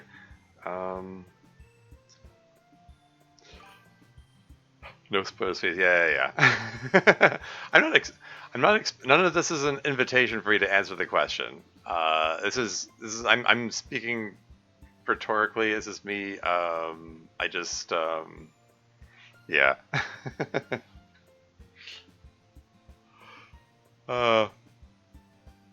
I'm acknowledging that it is not an invitation to answer. Yeah, exactly. Moving right along. But anyway, yes, activity was nice and light, not too much pressure. despite Natsuki's attempts to make you feel pressured. I will take those attempts for the needy displays of affection I am sure they were. Bitch. Hey, flirting, literature club. I've said it like 3 times now. That was clearly derogatory and not flirting at all. Soon to be followed by a derogatory play fight and derogatory tickling. Right. It'll all be highly derogatory. Yeah, just gonna say, you're beautiful, derogatory. Anyway, this seems like a good point for us to finish up with some emails. Remember that you out there in the real world can send us emails to answer live here in Club. And what's that email address, Monica? It's lit.club.pres.monica@gmail.com. Perfect. Now, without further ado, let's see the first email for today. Wow, I'm less than 2 hours into the stream and we're already at emails. I did notice that the video for this episode on the Club Meetings channel is shorter than the last 2 episodes, and I figured I could probably get through this in one stream session. But yeah, I don't know. Let's see how I do. Depends on how many tangents I go on. I am, I don't know. I am in a bit of a state of, I don't know, grogginess, tiredness. So I have been yawning a lot. I guess more tiredness than grogginess. It's probably it could be impacting my ability to form commentary and and thus go on tangents, my usual Tormuse tangents. Anyway, moving on. Now, without further ado, let's see the first email for today. Hey Club, I've been following this for a long time, but it's my first time emailing you. It really has been awesome, an awesome time. Definitely my favorite DDLC mod ever. My question is a simple one. Anime fans in the group, do you like Jujutsu Kaisen? It's my favorite anime right now. You'll get to this when you're in college, season 4 for us. I'm so excited. So I just hope you're all doing well. Take care. Arrow. I've heard of this, but I am clueless. MC, you know this, right? I do know JJK, and of course my fellow severe otaku Natsuki does as well. And yeah, I do like it quite a bit. I'm not familiar with it. I think it's one of the cooler shonen anime to start up the last couple of years. It's really innovative in the lore for how its world works. Sometimes this plot feels like it's been really heavily influenced by other shonen anime, but hey, I don't think it does badly by any means. It was definitely one of my favorite watches from the late 2023 anime season. Natsuki, what do you think? Domain expansion. Is that it? Nah, it's a good anime. Not to be too much of a hipster, but I kind of prefer the manga. The anime's been weird about what it's adapting and not adapting. I really dig the manga, and I think it's awesome. Nobara is my favorite. Finally, some effing good female rep in a shonen anime. A shonen manga. Sad that seems like it's gonna end soon, though. Had a good run, I guess. Thanks for writing, Arrow. College is going pretty well so far. Yeah. The name Nobara sounds familiar. Like I'm not. Like I've heard that. Okay, I've heard the name Jujutsu Kaisen before, and I feel like I've heard the name Nobara somewhere. I don't know. I don't remember what context though. Yeah, I don't know enough about it to make any comment on it. Yeah. Anyway, moving on. Yeah, it's just going to be one of those. It's one of those emails which is about a hyper specific thing that you're just going to leave the audience behind on to some degree. I'm like, this is going over my head. Oh well. Don't know enough about Jujutsu Kaisen to dispute it. Yeah, exactly. Anyway, just out of curiosity, does anyone in the club play the critically acclaimed massive multiplayer online role-playing game, Final Fantasy XIV? And what class would everyone play? Again, this is going to be another thing I'm not familiar with. This next one comes to us from Lilith, who's written us before. What's up, Lilith? Final Fantasy XIV, the critically acclaimed metamorphic of Final Fantasy XIV that has a free trial up to level 60 and includes the first expansion of the Heaven Sword. Yeah, I played it for a little while back when Stormblood was out. I guess technically I didn't really exist before that. Hmm. I had fun. Just hard to spend a ton of time on an MMO when you're in school and don't have a ton of people to play with, you know? Could try again now, I guess, and try to get some of the girls into it, but I have to be careful what video game recommendations I make, you know? For every hour I make Natsuki or Sairi play something, I have to play something else back. Hmm? And that has resulted in me playing a lot of Stardew Valley. Hey, what's wrong with Stardew Valley? I played that a bunch. I'm curious, how much of Stardew Valley have I played? Oh, Steam is being difficult. Uh, I was okay. I was curious. I wasn't that curious. Anyway, moving on. Not that there's anything wrong with Stardew Valley. Don't get me wrong. But I have played so much Stardew Valley. So yeah, we'll see. Maybe one day I'll get back into Final Fantasy 14. Hey, I mean, if Sairi's into Stardew Valley, I mean that's a game you can play in multiplayer. Yeah, restart Steam, fine. Um, that could be a fun activity for them to do together. Anyway, moving on. Yuri, some time ago you mentioned that you were elected. Oh, hey, it's me. Sometime ago, sometime ago you mentioned that you were elected to play the game Subnautica because the idea of being forced to kill aquatic wildlife made you sad. So I think you'll be pleased to know that the game is actually built around discouraging harming the animals, with the possible exception of the fish that you eat, though even that can also be technically be avoided uh, if you decide to subsist on seaweed instead. I'd encourage you to give it a try. It's a visually gorgeous game, and I think you'd appreciate the underwater exploration as well as the story and themes running through it. Termuse, hey, it's me. uh, uh, Sorry, hold on. Yeah, lately, Steam has been doing this thing where, like, it looks like it's running, and then when I go to click on it, it goes, "Oh, actually, I'm going to crash now," and it doesn't crash until I click on it. And it's been doing it like 90% of the time. It's weird. Anyway, I was just curious to know. I just restarted it while I was reading, and then I was curious to know how many hours have I played of Stardew Valley? 209 hours. There you go. Yeah, I played it. Apparently, it has a lot of new features now. Periodically I'll watch someone streaming it. I'm like, I'm totally lost. There are all these new characters. There are all these new regions and areas to explore, and all these new things to buy and things to do and stuff. It's a very different game from what I remember. I played it a bunch a while back, and I like exhausted all of the. I basically exhausted all of the content except the dating simulator aspect of it, and I just wasn't interested in the dating simulator aspect of it.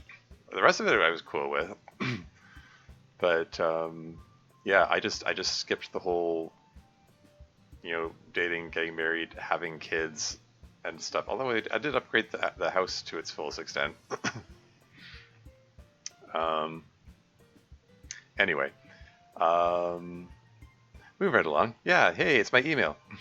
Ah, hello again, Tormuse. And may I say, it is always a delight when someone is here watching our little universe when their own email is answered. Yeah, here I am. Hi, Yuri.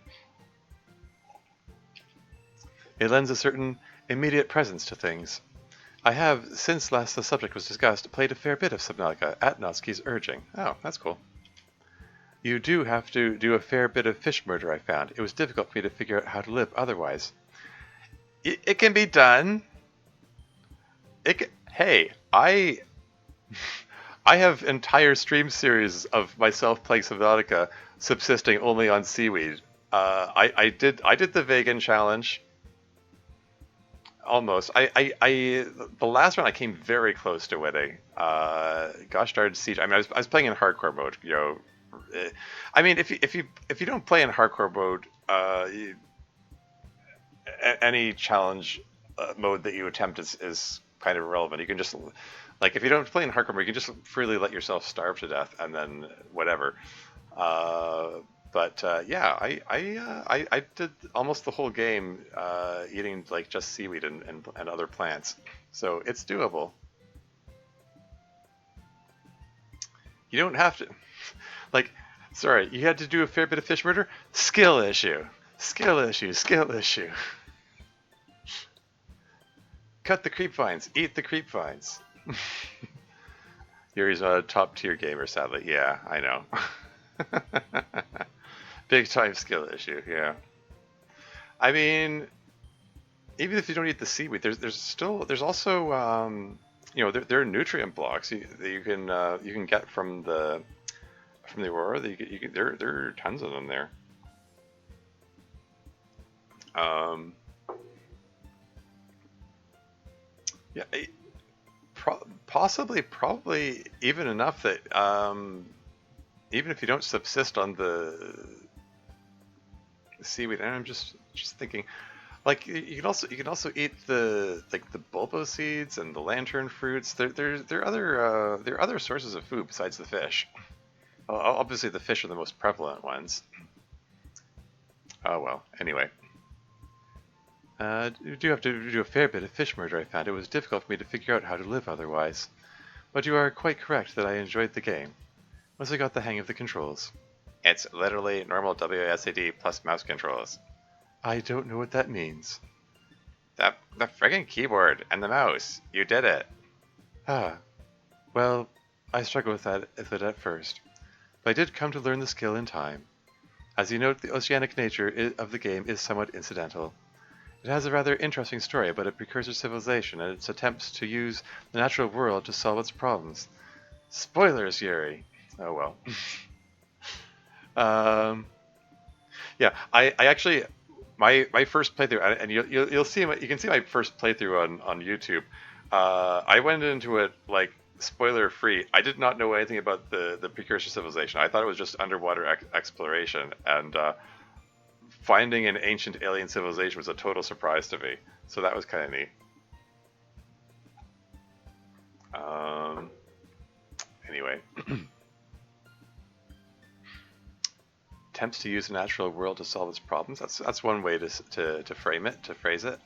Anyway, which as you predicted, I appreciate greatly. Natsuki seems to enjoy the game most by building bases and doing daring things with the various vehicles in the game. But I just enjoyed the story primarily, though the vast ocean with its many drastically different regions was certainly very enjoyable. So I thank you all out there for the recommendation, and Natsuki for making me play it. I knew you would like it.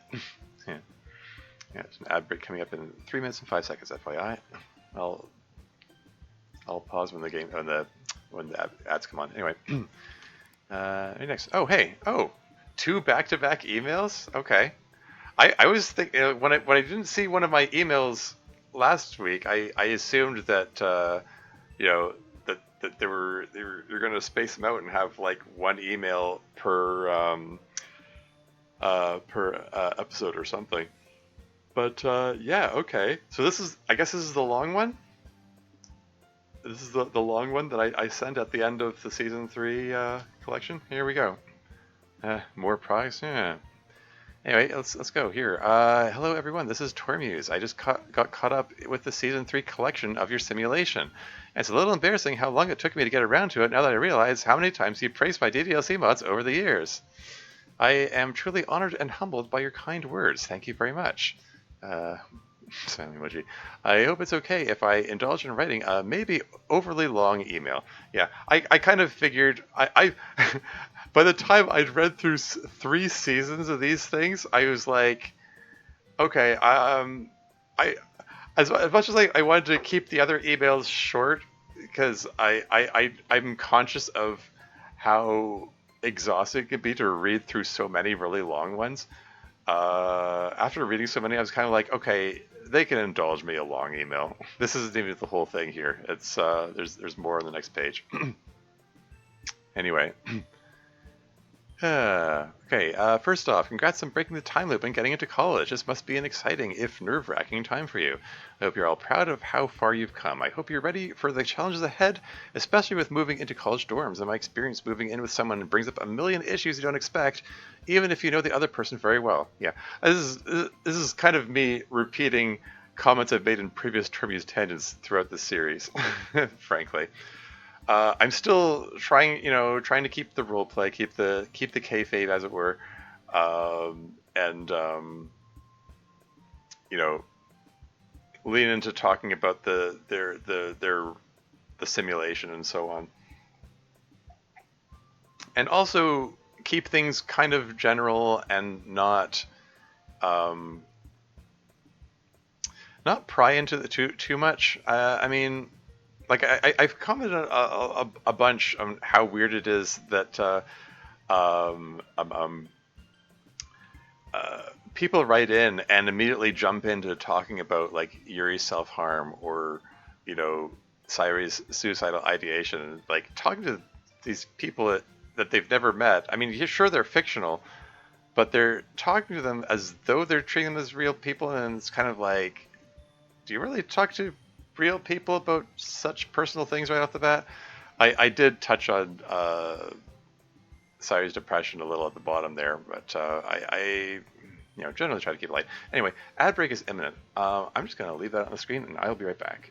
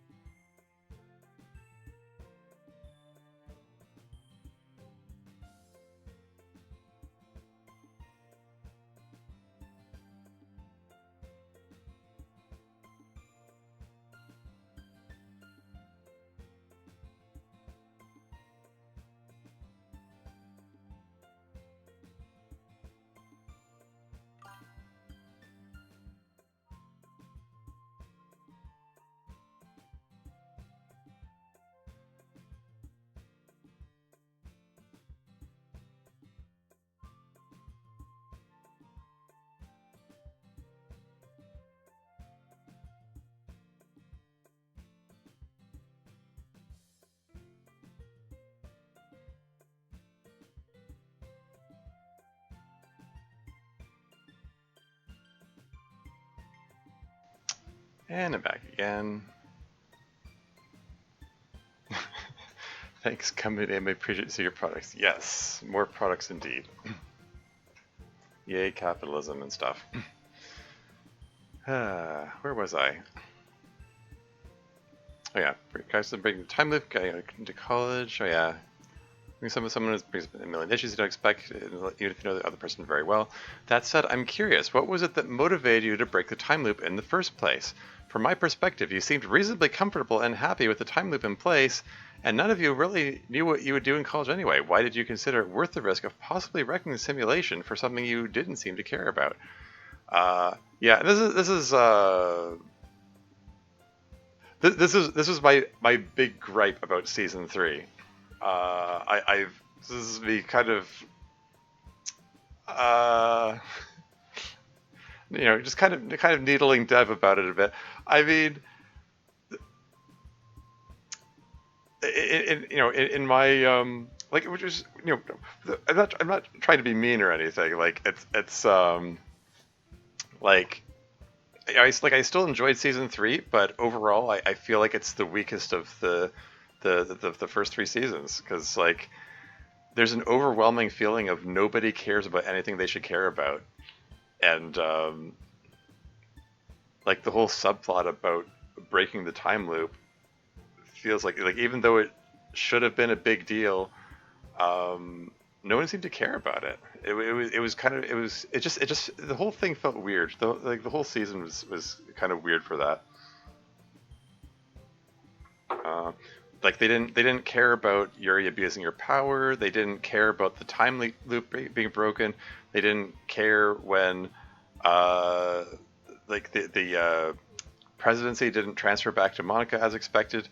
Um, like all things which should have been a big deal, like they commented briefly and then moved on to talk about other things. Um, and it just there was never a feeling that substance disliked the season won the most. Oh yeah, interesting. Yeah, yeah. Interestingly rare opinion. Is that so? Um, I don't know what to say about that. I mean, I'm not. I can only speak for myself. I don't know what other people's opinions are. Um, that was just that was just how I felt going through it. It was just like it could be that there were other things going on behind the scenes that we the audience are unaware of. I mean, there could be stuff happening in between scenes, for all we know. Um, but it just from our the perspective of the audience, from what we get to see of it, it just felt odd overall. Um, yeah, I don't know. Anyway, moving right along. Along the same lines, have you considered what other changes you might like to make to the simulation? I know you've said that there are limits and difficulties to that, but I imagine there are some things that would be easy to change that could have a big impact, like, say, the amount of money in a bank account. I figure it would be just one variable, and then you have no worries of financial difficulties or needing to find a part-time job or whatever. um, yeah, I mean, that's what it seems like to me. Anyway, another one, possibly more sensitive, but I want to mention it. Since Monica was able to make changes to worsen Sayu's depression in the original game, couldn't you change the same variables in the other direction to make your depression better? I mean, I know she's generally doing better anyway, but I did wonder if this is something you had considered. My email is like the bottom line is cut off by the text box. Um, yeah, I mean, like I said, um, I wanted to keep it relatively light. I didn't want to like I know that the email section is kind of its own space. I'm not going to say anything that impacts the story, but it's kind of something it didn't really talk about. I mean, it's like I'm still in camp. I will never get over the fact that Sairi lobotomized her friends in the literature club. Um, like it's kind of weird that she would rather lobotomize her friends than just make her depression better. Or like, why was that? Why was lobotomizing her friends uh, the preferable consideration to doing something to make her depression better? Like what seems to be like an objectively better goal. Um, I don't know. Anyway, moving right along. Oh, right. Termy sent a couple in relatively rapid succession. So I thought we'd answer them both here. Don't forget you can right click to see the whole thing. Let's see. Fortunately, I live alone, so the moving in thing wasn't too bad. At least it wasn't bad because of roommates. But MC has his own room too. Natsuki and Yuri live together, but, that seems like it's probably not too difficult for them. I mean, you're giving me information I already know here. But anyway, sometimes it is. Yes, we are both used to having our own space. It has been an adaptation. That aside, they're probably fine. Sayuri is living with someone she didn't know super well before, though. But she and Ayami seem like they're fast friends. Yeah, okay. They're both very easygoing in their own ways. But anyway, on to your actual question. Why break the time loop? I can only speak for myself. But even though we weren't feeling any actual distress and were perfectly safe where we were, on intellectual level we knew it wasn't right, I guess. I believed, not felt, that we should try to move on if we could safely. I believed, not felt, that we should try to move on if we could safely. I mean, okay. And we could. I know there were moments where it seemed a little iffy, but I assure you that it was safe. I don't know, does anyone else have anything to add? I guess I'll add that for me, it was a really big deal to be able to move on and continue to grow up. Maybe the simulation wasn't as strong on me because of my weird situation, I don't know. But I really thought it was important that we experience new things and not get stuck in a rut. Felt really sick of high school. That wasn't because of the loop. I think I just was naturally really kind of done with high school as is. So I had that additional impetus to talk about it when we would gather and talk about it. There you have it, I guess. Maybe having MC here is what really gave us a push. Who knows? Yeah, they're yeah. Like I said, I mean, oh hey, Kurla is here. Welcome to stream. How's it going? Um, yeah. As I made the comment earlier, that excuse me. Yeah, like maybe there was other stuff going on behind the scenes that we aren't aware of.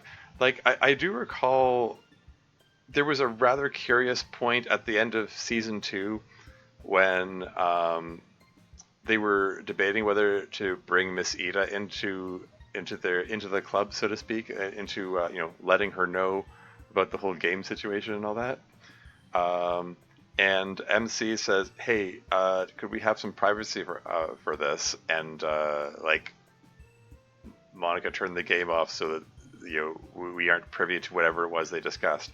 That was a really curious thing to occur.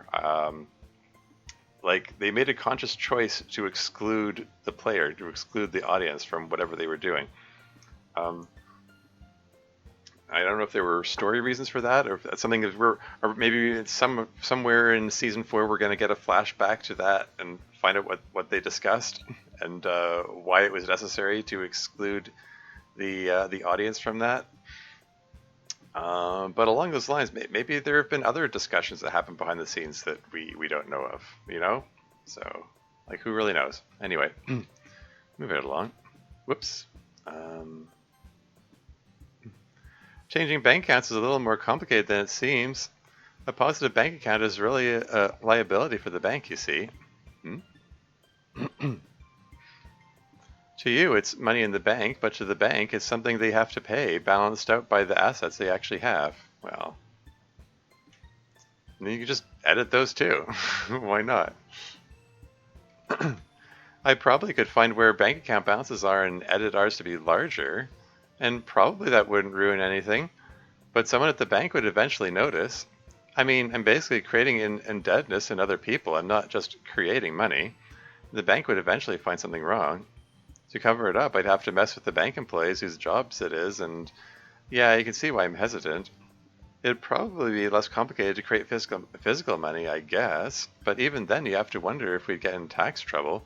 And the world is complicated even when you have edit authority over it. But anyway, the real reason I don't do things like this is because no one really wants it. Is that so? No one? No one wants it? No one? Not even Noski, perhaps? Who keeps, you know, regularly grumbling about not having money? Are you sure no one wants it? Are you sure, Monica?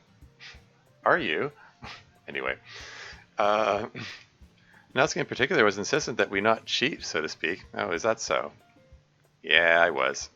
Look, it's screwed up in here. We've had some hard times, and it's a simulation and so on, but still, it's real enough to us.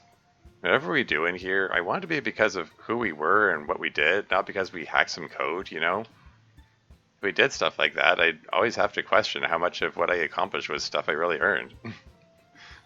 Odysseus wants it confirmed. Yeah. Okay, maybe I labored that point a little too much. And yes, it does track with Noski's personality to want to earn things and not want them handed to her or whatever. It's true. It's just felt a little odd that Monica has been the only one. Well, okay, I mean MC spoke a little here, but Monica is mostly the only one answering us. Anyway, moving on. And how much of it was cheap and easy? I know a lot of people who would say, F it, take the weapons you're given and use them. That's probably what Fuyuki would tell me if she knew about everything. But I don't know. I'm different. I want to see what I can do on my own without a bunch of dumb bullshit that people like you have to do without in your world. That matters to me and how I feel about myself. I think most of the people in here feel the same way, although Monica and Yuri are more okay with some stuff. Yeah. I, yeah. Along the same lines of, Noski wanting to work through stuff and so on. What's this? Sorry, hold on. Feeling desensitized and questioning how to feel. Yeah, I'm not sure what to say about that. Questioning how to feel. Like having a dissociative episode or something? I'm not. Yeah, I don't know enough about your situation. I feel like I should offer some words of advice or something to help, but I'm not sure. I don't know. I think probably the best thing is to try to stay grounded in your present moment by focusing on the breath. Breathe in, breathe out. Focus on the sensations of the breath entering your lungs, and be conscious of the chair or bed or whatever you're sitting on at the moment. Use those sensations to ground yourself and be aware of those feelings. And I don't know, try to be conscious of the present moment and try to bring yourself back, I guess. I don't know if that helps. Just tossing that out there.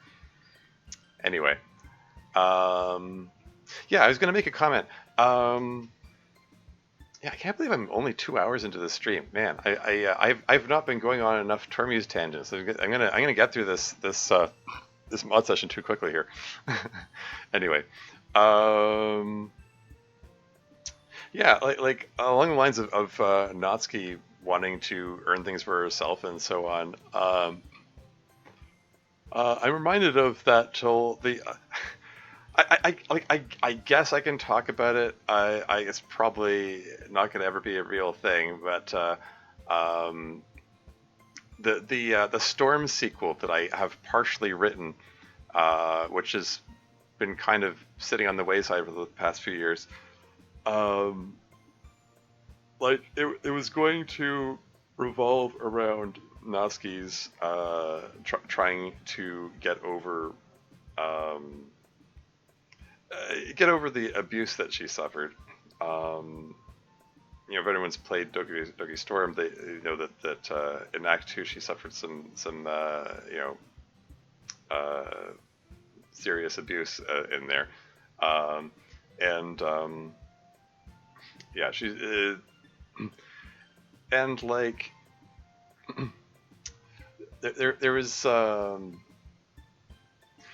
was going to include in there some debate about using some coding solution to get over the trauma that she experienced because it was too much for her, and trying to, and she, like, basically she was going to be trying to reconcile what's the best way to go about it, because I don't know, like in the end it feels like cheating to use coding to deal with it instead of you know, finding a way to work through it on her own. I don't know. It's not, it's stuff I dealt with while trying to work through how possible directions the plot could go and stuff. Also, random thing, I just noticed that Natsuki's crossed arm sprite, her collar's open, whereas when she's looking straight on, it's more closed. I don't know, just caught my eye now for no particular reason. Anyway, moving on. I think most of the people in here feel the same way, although Monica and Yuri are more okay with some stuff. I, for instance, am not averse to editing the places I live to suit myself more. Nor is Yuri. She adjusted each type, obviously, yeah. Yeah. But I certainly haven't gone so far as to edit a bank account in my favor. Anyway, as to your bit about Sayuri's depression, that's a much easier question to answer. Why don't I just make Sayuri's depression better if I made it worse during the base game? It's because of entropy. Things are a lot easier to break than they are to fix. I mean, yeah.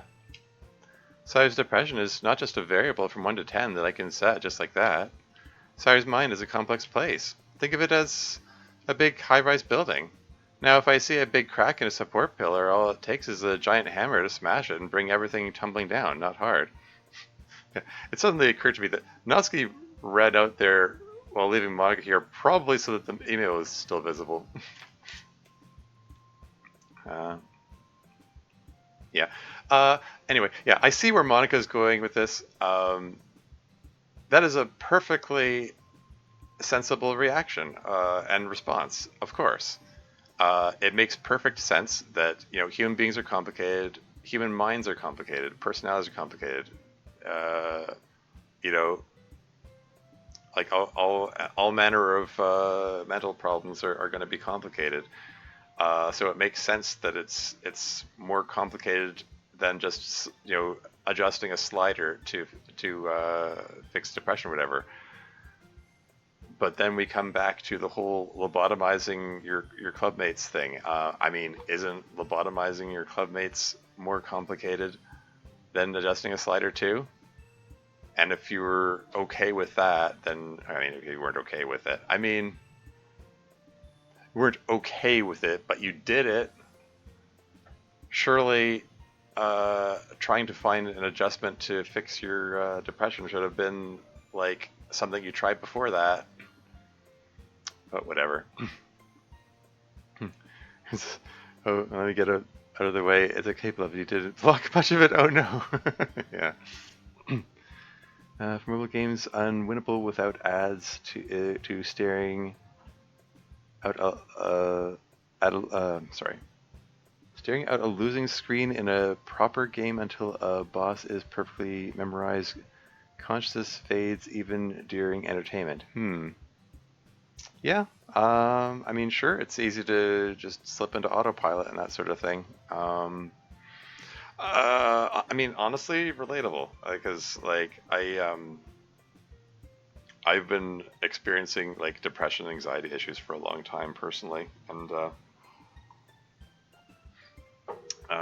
frankly, a lot of the time that I spend playing video games is not so much out of enjoyment of the game as it is like I'm just trying to feel numb. I'm just trying to feel nothing. I'm just trying to find some distraction from all the noise going on in my head. So finding something that I can just slip into, like on autopilot or whatever, is preferable to to there's the anxieties, the depression, all this stuff going on up here, you know. So yeah, um, yeah. It's like I'm fond of saying. Sometimes you just need to find something to do to distract yourself from the negative feelings until they pass. Um, some things are more constructive or destructive than others. Kind of need to find what works for you. Anyway, move right along. Now, if I see a big crack in a support pillar, all it takes is a giant hammer to smash it and bring everything tumbling down. Not hard, but making things better, well, that would require a lot of other tools. And you can't just shore up the building with a bunch of stuff that changes how the building works, or it won't be the same building. And it wouldn't be the same Syrie if I just change the things the most direct way I can think of. To change a mind or a building without fundamentally altering its structure or damaging it, that's really difficult. A lot easier if you don't care about damaging it, like I did in Act 2, but I do care about damaging it, so I basically need to be much better at neuroscience and code than I am now to do something like that.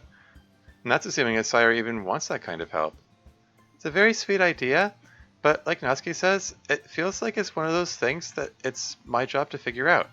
Like, my therapist says that every challenge has the chance to be an opportunity, even a really bad one. Because pain, suffering, and our struggles to get out from under them can give us a lot of strength. And I'm kind of beginning to get that maybe I wouldn't want to rob myself of the chance to say I got stronger on my own, rather than just have Monika snap her fingers even if she could do that. Hopefully that makes sense. It makes a lot of sense. Anyway, I see you had a few more questions. Let's move on to those. Yeah. Oh yeah. I mean, honestly, like, these are about the same. These are about the answers I would have expected. Like anything I say in the email, like it can't affect the story. It can't affect the the flow of the story that Dev has already planned out. So it's everything they say is going to be, and here's why we have to maintain the status quo. So yeah, this is. I mostly just kind of just wanted to provide a conversation topic more than anything. Anyway, moving right along. I had a few more questions. Let's move on to those. Okay, here we go. MC, during the Season 3 collection emails, you asked the question of your audience, why are we still here watching you? It's true, he did ask that. Speaking for myself, I stuck around the DDLC community over the years because I wanted to make DDLC mods. I've made 7 of them now and counting. Up to 9 now. Wow, that says something about yeah, because I believe my stream series for season 3 that was back in 2023, right? That was 2 years ago. At that time, Turquoise was not out yet, and Would You Love Me was also not out yet. I released Turquoise last year and Would You Love Me this year. Very prolific over the last couple of years, so it seems. Yeah. Well, I mean, Turquoise was a work in progress for like 3 years before it actually came out. So that was just the timing of when it finally was completed. Anyway, 7 mods, some of them in counting. It's fun and easy to do, and maybe a little addictive, and made me discover that I really enjoy writing fiction, particularly when I'm working with established characters, so I don't have to do as much work to come up with character traits. I mean, yeah, that's true. I mean, I'm better with fan fiction than like original fiction. Like, it's a whole open-ended question thing. If I can choose any of infinite things, it's like there's too much choice and my mind can't settle on anything. But if I'm working with an established set of characters, it limits my scope and it makes it easier to create. That's how it works for me anyway. Anyway, special kind of appeal in writing and reading stories about teenagers because of my own teenage years were kind of sad and painful, so I get vicarious enjoyment from stories about friendships of people of that age, particularly when they involve Overcoming emotional difficulties. That's why all my mods have a lot of angst followed by happy endings. I'm 42 years old. Wow, okay, again, that dates it. I'm 44 now. I wrote this 2 years ago. Shows how long this thing has been in coming, I guess. Oh well. 14 years old. So those years are pretty far behind me, but they still have a weird sort of whistle nostalgia for me for how I would have liked them to go. That's true. I mentioned earlier that my first relationship was in my 20s. That's true. I was a loner through high school. I was kind of uh, yeah. I was kind of I was socially awkward. Um, Still at the very beginnings of trying to establish an identity for myself, and I didn't really get into that until like college. So um,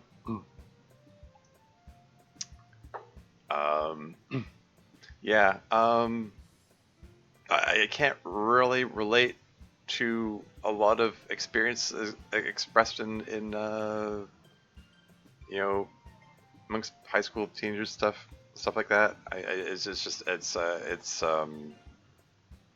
don't know. It was just like things like relationship stuff. That's just like that was just stuff that other people did, not me.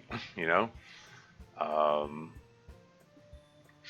but yeah, um, yeah. I I mean this isn't the only reason I enjoy writing about teenagers. I mean there's also the fact that I've said it before. I'll say it again. When you're writing about characters who are allowed to be like hormonal and impulsive, you can have them do dumb things, and you just say, it's because they're they're young and impulsive, you know. They're young, emotional, hormonal teenagers who got swept up in whatever. So it's like they're allowed to act dumb. so, so plot points that require the characters to act dumb are easily explained away because they just got emotional or whatever. Uh, it's easier than uh, writing adults potentially. Anyway, moving right along. Um, yeah, so that's my answer to MC's question. Oh, for me? I see. Not really a question, but I super appreciate these thoughts. Well, I mean, that was me answering your question, so you're the one that asked the question. I just answered it. It would be weirder for me to say that I kind of envy you back. Is that so? Everyone always tells me that I'll miss being young once I'm older, and they're probably right. But I guess I'm just kind of done with it. I don't know. Maybe that's because my teenage years have been really weird also, but I'm just ready to keep growing and going to a different stage of life. I think your reason for spending time with us is a good one. It sucks when at a time that's supposed to be fun isn't. I would know. Glad you recapture a little bit of that with us at least. And by writing about us also. Yeah. Cool. Yeah, I mean, hey, grass is always greener on the other side. That's just how life is. That generally people who are young want to be older, and people who are old want to be younger. That's just kind of how it goes. Normal, such a weird term to describe. Wow, you're so. I'm not even sure what that word is. Melatonistic. The that font is throwing me here. Sorry, hormonal is such a weird term to describe. Sorry, I misread that word at first. Hormonal is such a weird term to describe why you're.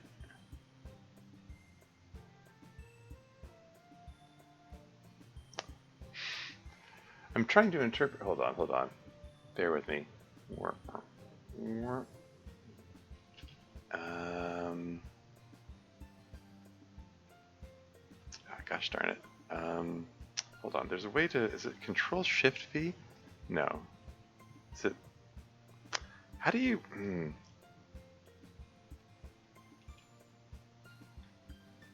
No. There's a way to paste text so that it changes the reverts the font. I don't know.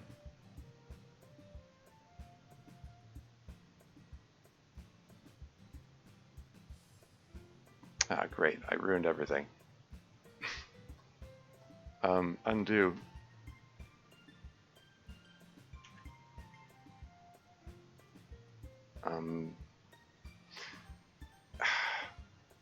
Sorry, I was trying to I was trying to copy paste that last word. I can't.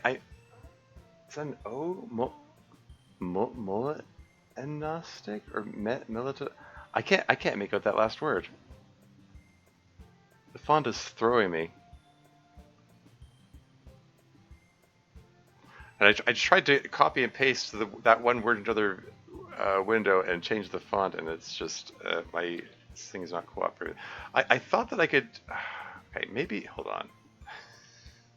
I'm taking way too long at this silly thing. Bear with me. Bear with me. Hold on.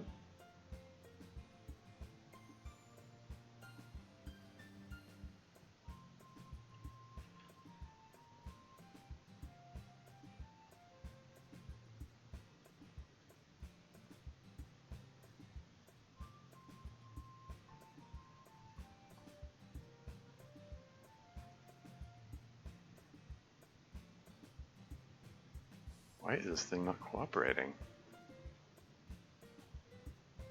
Okay, whatever. I give up.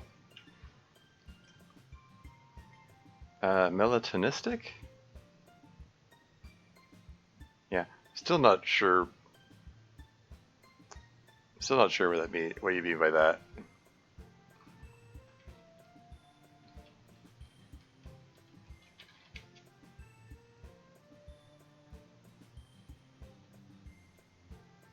Yeah, I don't know. I'm lost. I'm spent too long on this. I'm gonna move on. Okay, the next part of the email. Yeah, I said it was a long one. Anyway, Yuri, during the season 3 collection emails, you asked the audience if we were weirded out by your time as president. Yeah, MC and Yuri were the only ones who had questions for the audience, so I just answered them. I made a note to answer them. Anyway, well, it's true that you engage in a number of ... questionable ... behaviors that seem to go against club agreements, including holding on to the presidency longer than usual, making changes to the simulation without the consent of the club, spying on people without their consent, leaving the party while drunk to meddle in the space room, etc. Yeah, not to put too fine a point on it or anything, that didn't trouble me nearly as much as the fact that your clubmates had little or no reaction to it. It's especially weird that Miss Ida had nothing to say about you leaving the party.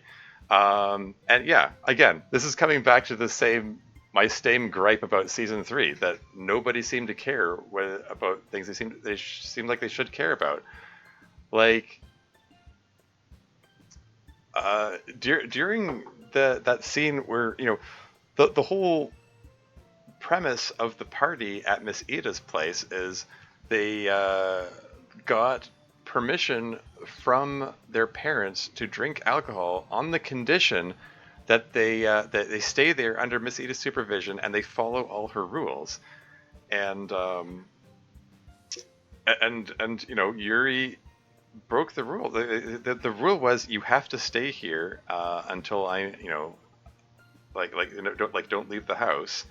And Yuri not only left the house, she went to the space room. Like, she went essentially out of the simulation entirely, while still falling down drunk.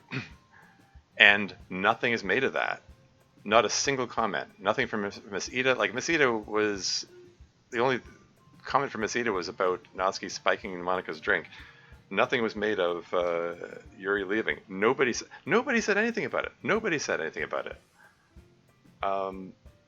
And by all appearances, Yuri was gone for a week. So it's like,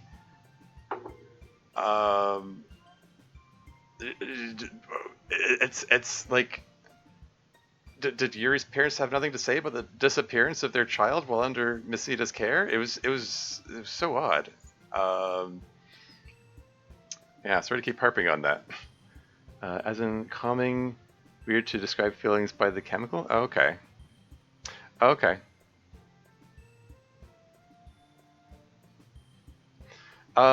Sure. Yeah, melatonin. Okay, yeah, okay. I think I get what you're saying. Um, uh, yeah, I don't know what to, know what to say about that. I'm gonna move on. Um, Yeah, so especially weird that Masita had nothing to say about you leaving the party. Create the uneasy impression that there must have been some agreement that happened behind the scenes that we, the audience, were not privy to. So the whole time I was waiting for the other shoe to drop, thinking there was going to eventually be some kind of big reveal of what was, quote, really, unquote, going on. If I take it at face value, though, and assume that you were, quote, just trying to provide an interesting experience, unquote, as you put it, then I hope it won't cause any hurt feelings if I offer some criticism. I think it's important to consider what your goals were and how they align with people's reasons for watching in the first place. On a very general level, people engage with media because it makes them feel something. And I think it's safe to say that people watch your simulation because they emotionally engage with the various interactions between the characters. Unfortunately, the commentary you provided during your curated experience drowned out what people are saying to each other, intentionally or unintentionally. And so we lost all that interaction. Don't get me wrong, I think you're a very interesting person. That's why I wrote Doki Doki Storm, smiley face. And it was a fascinating insight into the kind of things you think that you don't typically say out loud. But at the same time, you're not the only one I'm here for, and I would have liked to hear what other people had to say. The curated experience was nice to see once, but I wouldn't want to be the regular experience of the simulation. Sorry if any of this sounds harsh, but you did ask, so I wanted to give my honest impression. Oh, there you go. That was me giving harsh criticism to Yuri for her curated experiences throughout season 3. Yeah, that's about yeah what I thought of the whole thing. Anyway, Yuri dot dot dot. There's no need to be tentative about your phrasing. You were quite correct. My efforts at curating your experience were ill thought out, and I was off about the boundaries we had agreed to. I cannot speak to my clubmates having no reaction to it, though. That was not of my doing. it, it was kind of weird. I don't know what else to say. I suppose for the most part they were unaware of my transgressions until I told them. I had noticed you were doing a few things that went a little beyond, but I didn't want to make a big deal about it until we had that conversation in the space room. It didn't seem like you were going too overboard, at least at first. But yeah, once I found you in the space room that day when Natsuki was having such a hard time and you weren't there, it seemed like time to speak up. I mean, you say that, Monica, but you still needed to be pushed by to do it by I think it was Sayuri that talked to her first, right? Um, trying to think of the order that.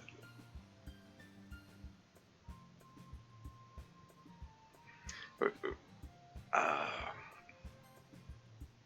trying to recall the order things happened at the end at that season 3 episode. Like I know that MC went to talk to Natsuki, and Sayuri was mad at him for that.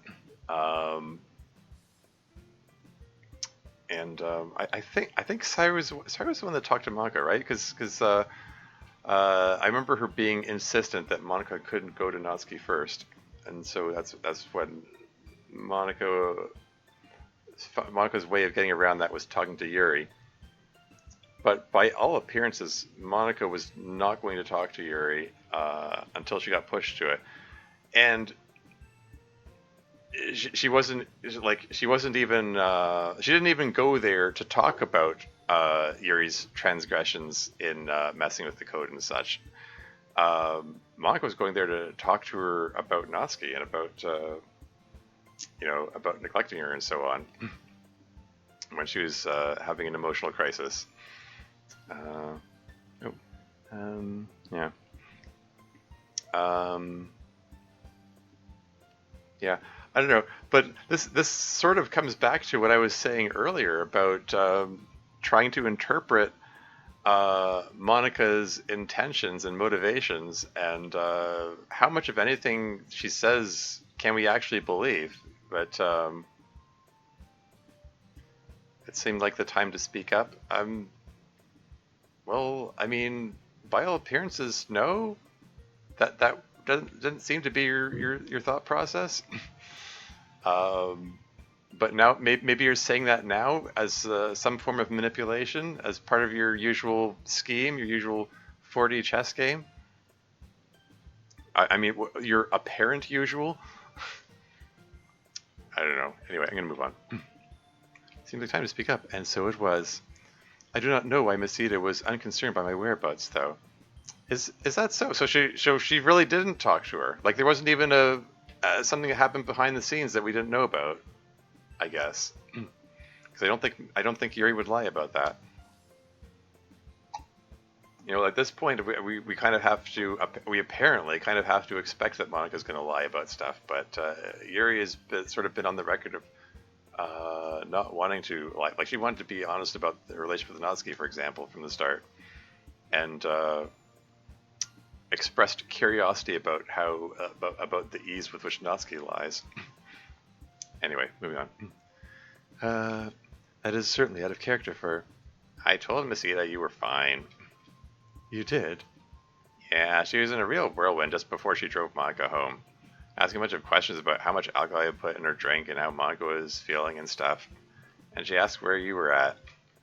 And I said you hadn't been drinking as much as the rest of us. Is that so? So what? Sairi lied on her behalf too? What? For what purpose? To protect her?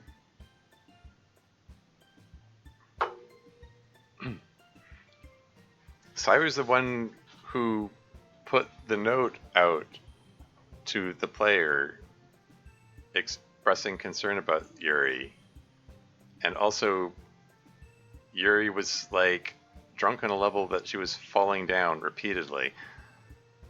So she was obviously very impaired and also had like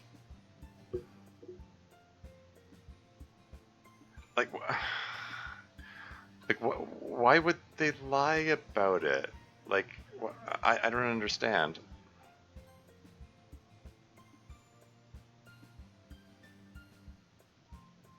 Okay, whatever.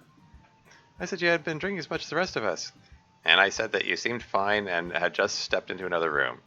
And then she continued on her rush and grabbed Monica to drive her home. Why did you tell her that about me?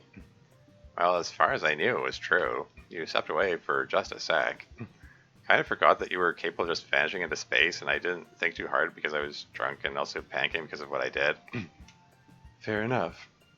Anyway, to summarize, yes, it was a series of poor decisions on my part. The less important part was the content part, of course. Although that part was also troubling. In my head, I had this grand scheme for connecting the player more directly to our world through a gradual process. I never would have gotten some of it.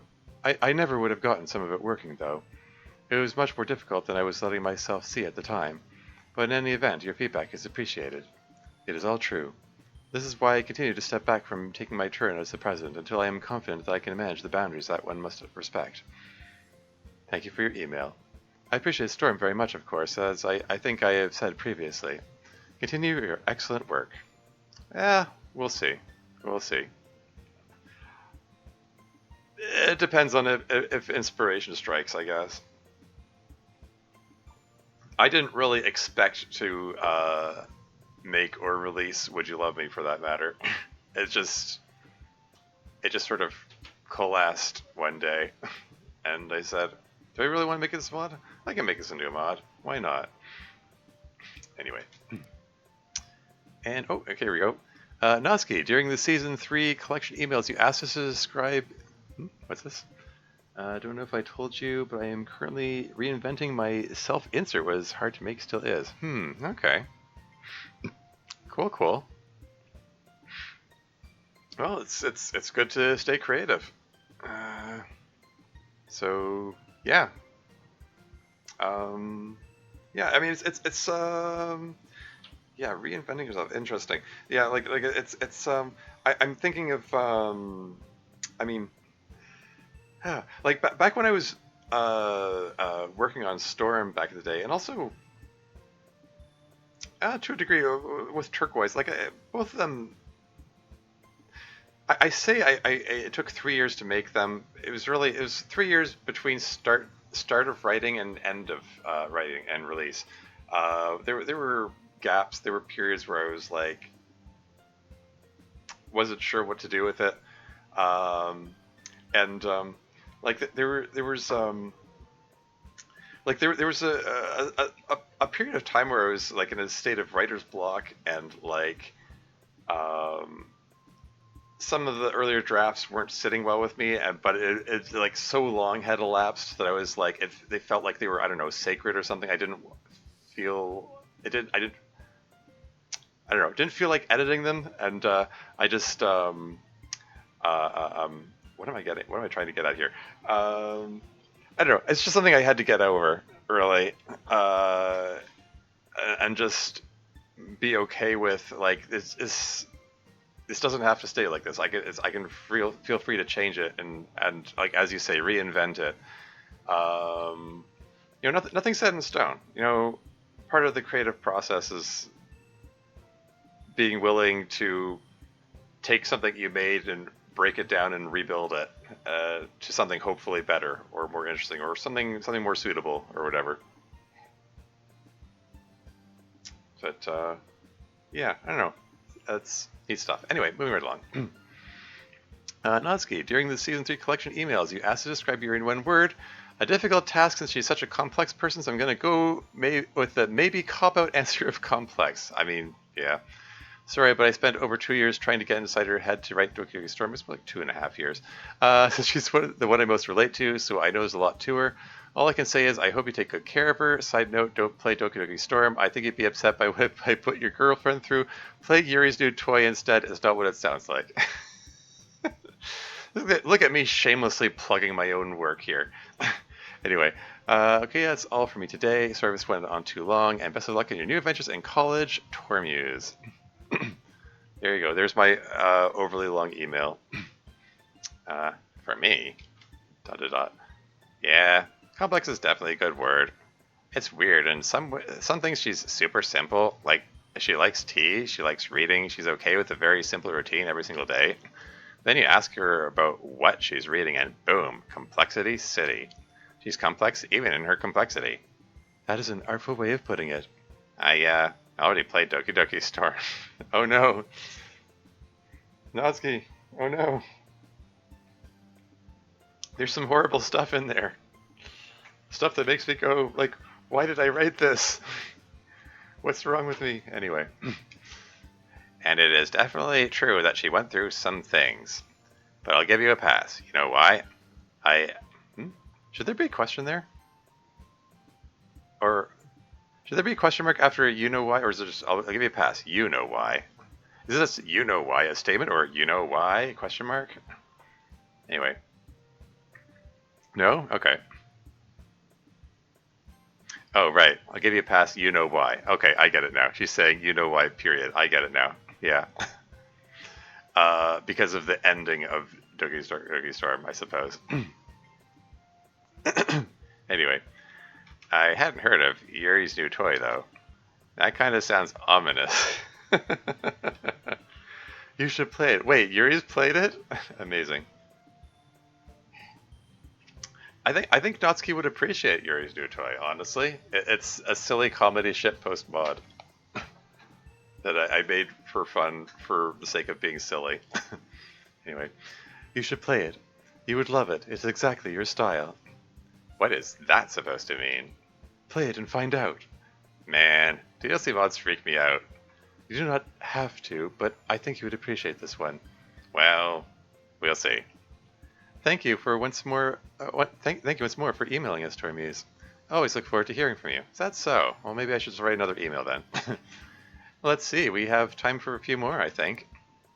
Hello, Dokis. I would love to hear all of your opinions on the Five Nights at Freddy's movie, if you've seen it already. But I would love to hear what your favorite animatronic and person was. Again, emails about specific franchises. Oh well. I mean, I guess I'm guilty about that too, because I wrote an email about Subnautica, but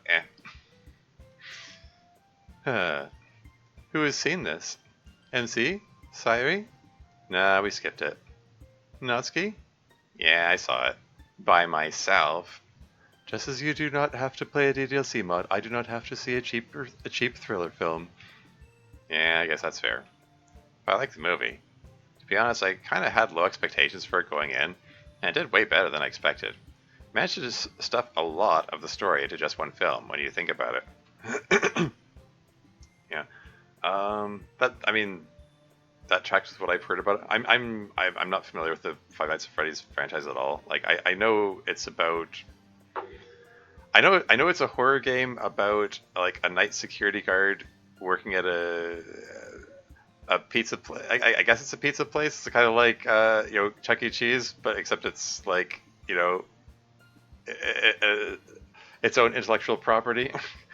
uh, and the animatronics come to life at night and act all scary and stuff, and like might kill you if they catch you, kind of deal.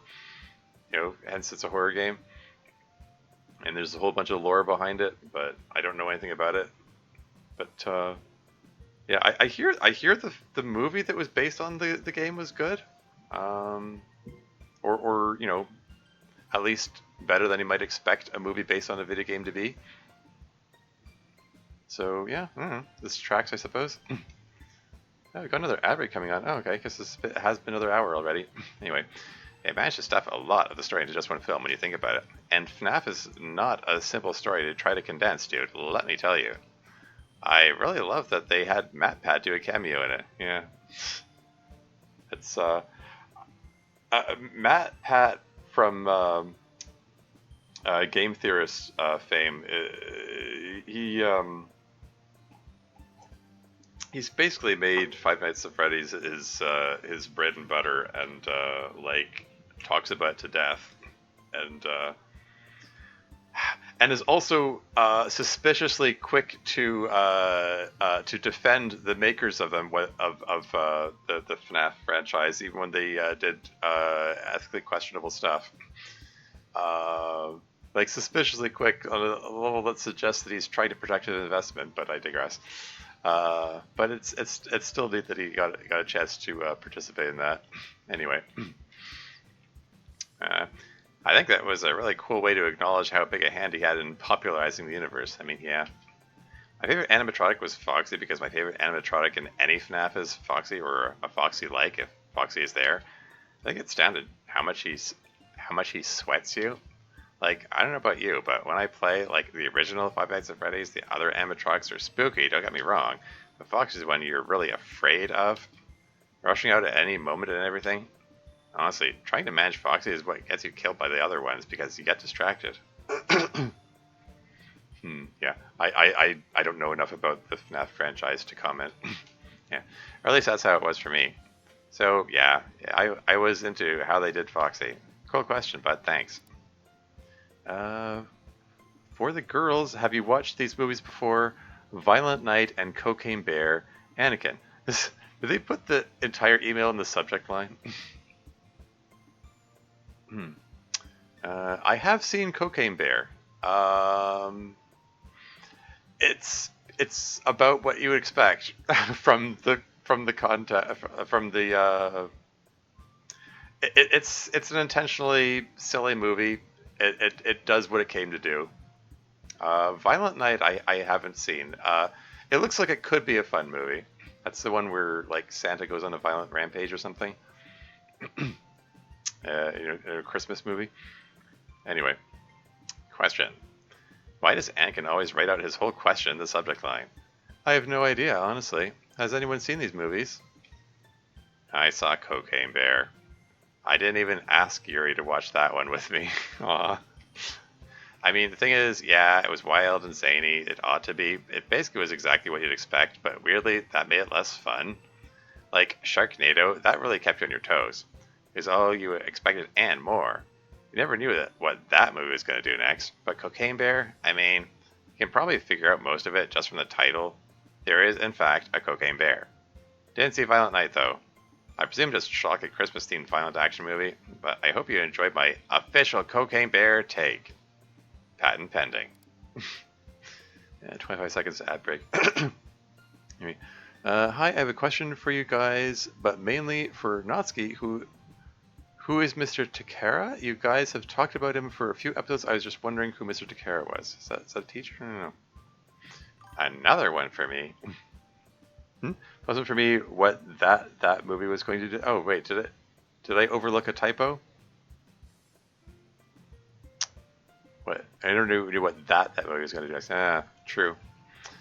Anyway, ad break is imminent, so I will be right back.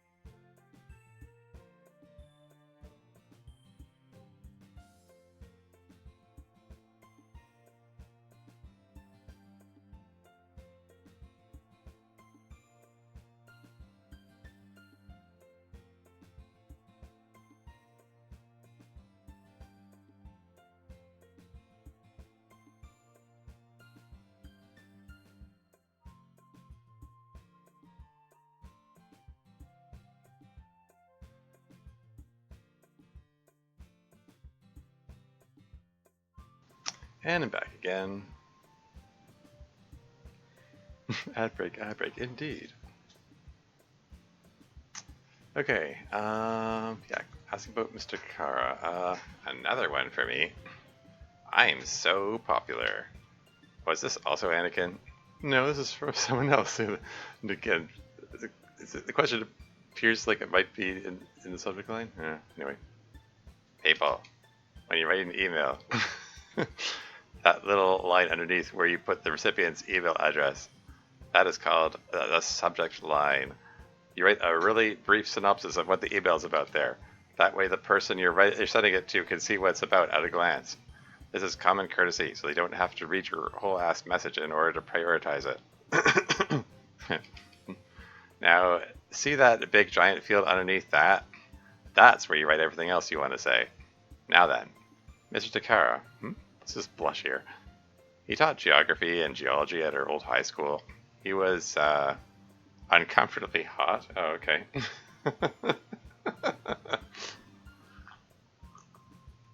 Uncomfortably, you say.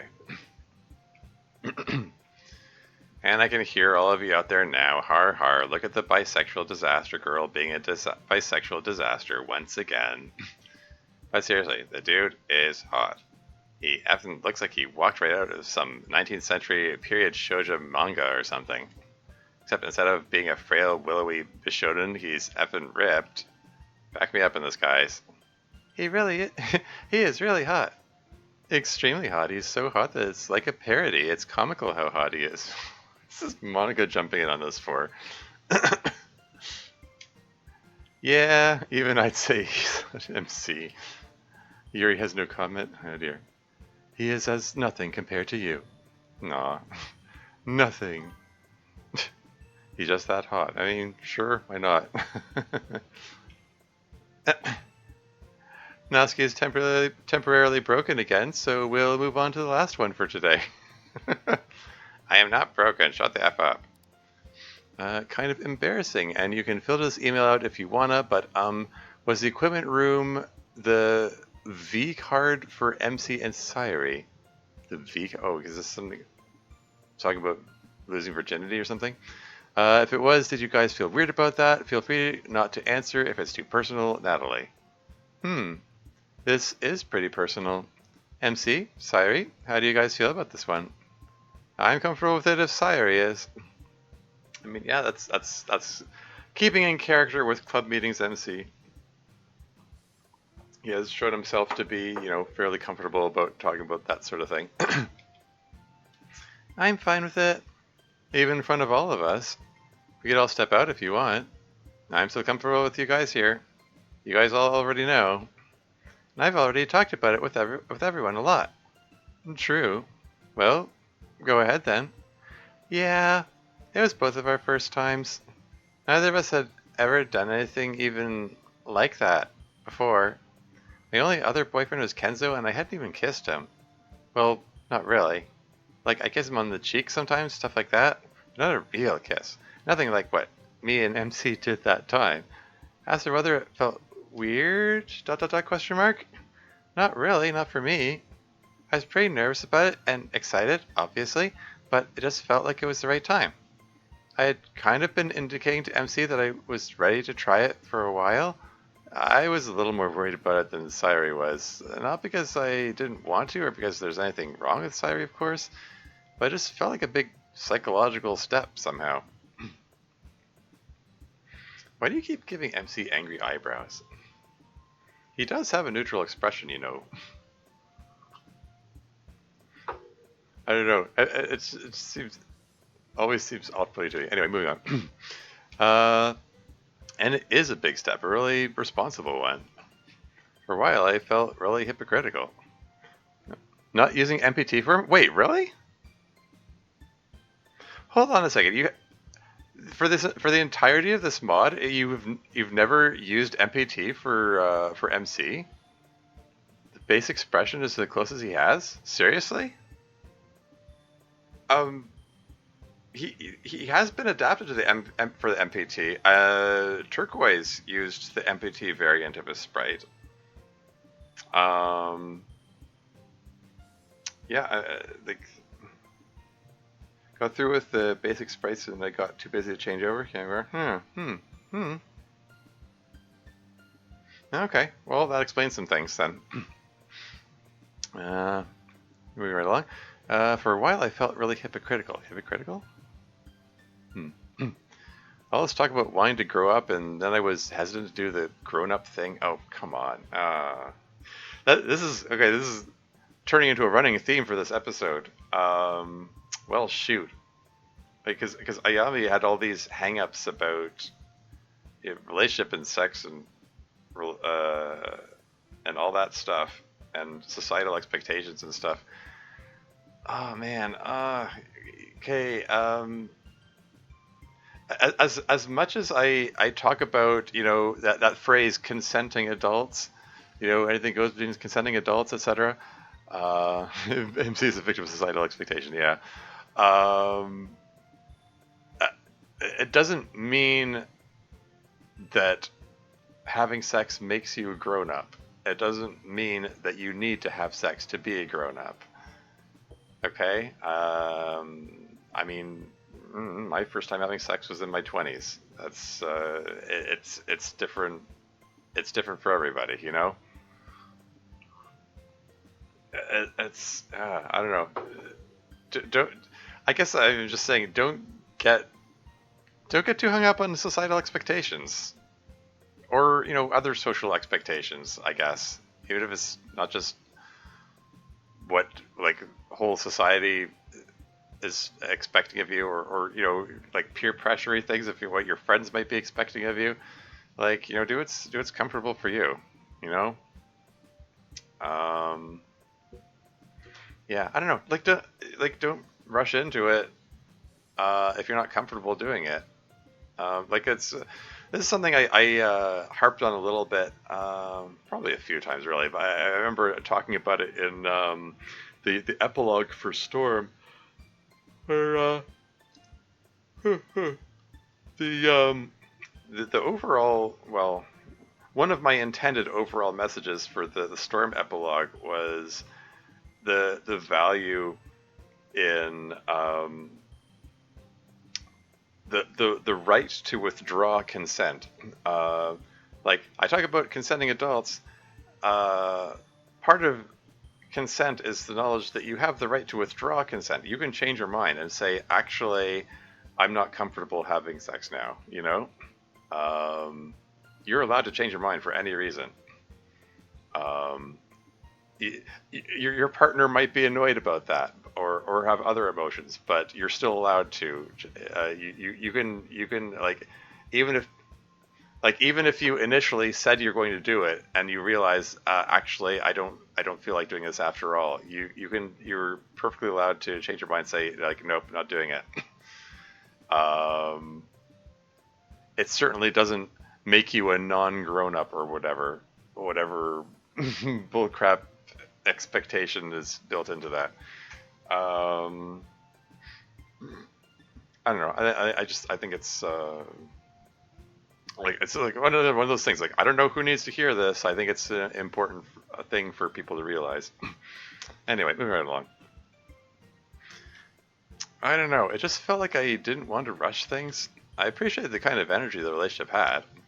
Guess I was a little worried that sex would somehow change the dynamic, which seems really silly in retrospect, but that was my thinking.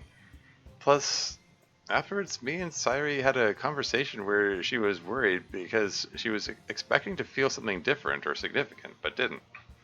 Hey, look, another recurring theme.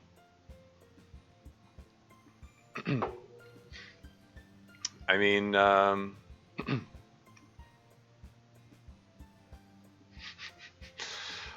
here we've had Ayami, Natsuki, and Sayuri express that they expected to feel something different, but didn't, and This is starting to feel like Dev's confession now, or something. Some people do feel something different after sex, though. I mean, I'm thinking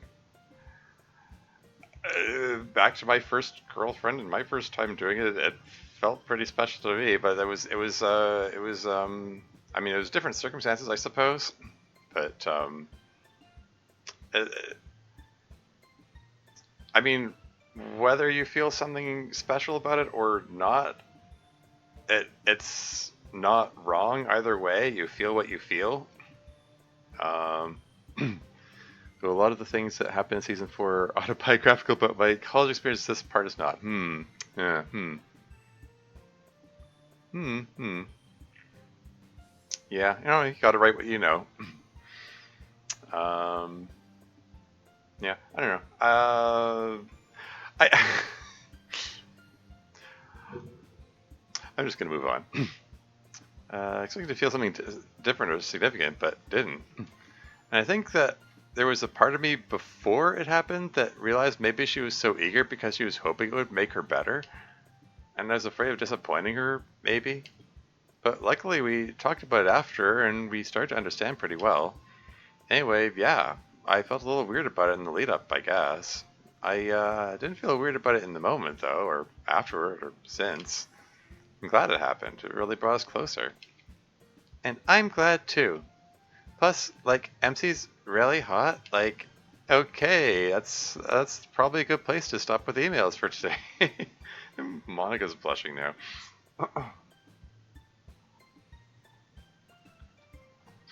Uh, I was shoot. There's something I was gonna say. Um, there was another comment I was gonna make, and now I'm drawing a blank.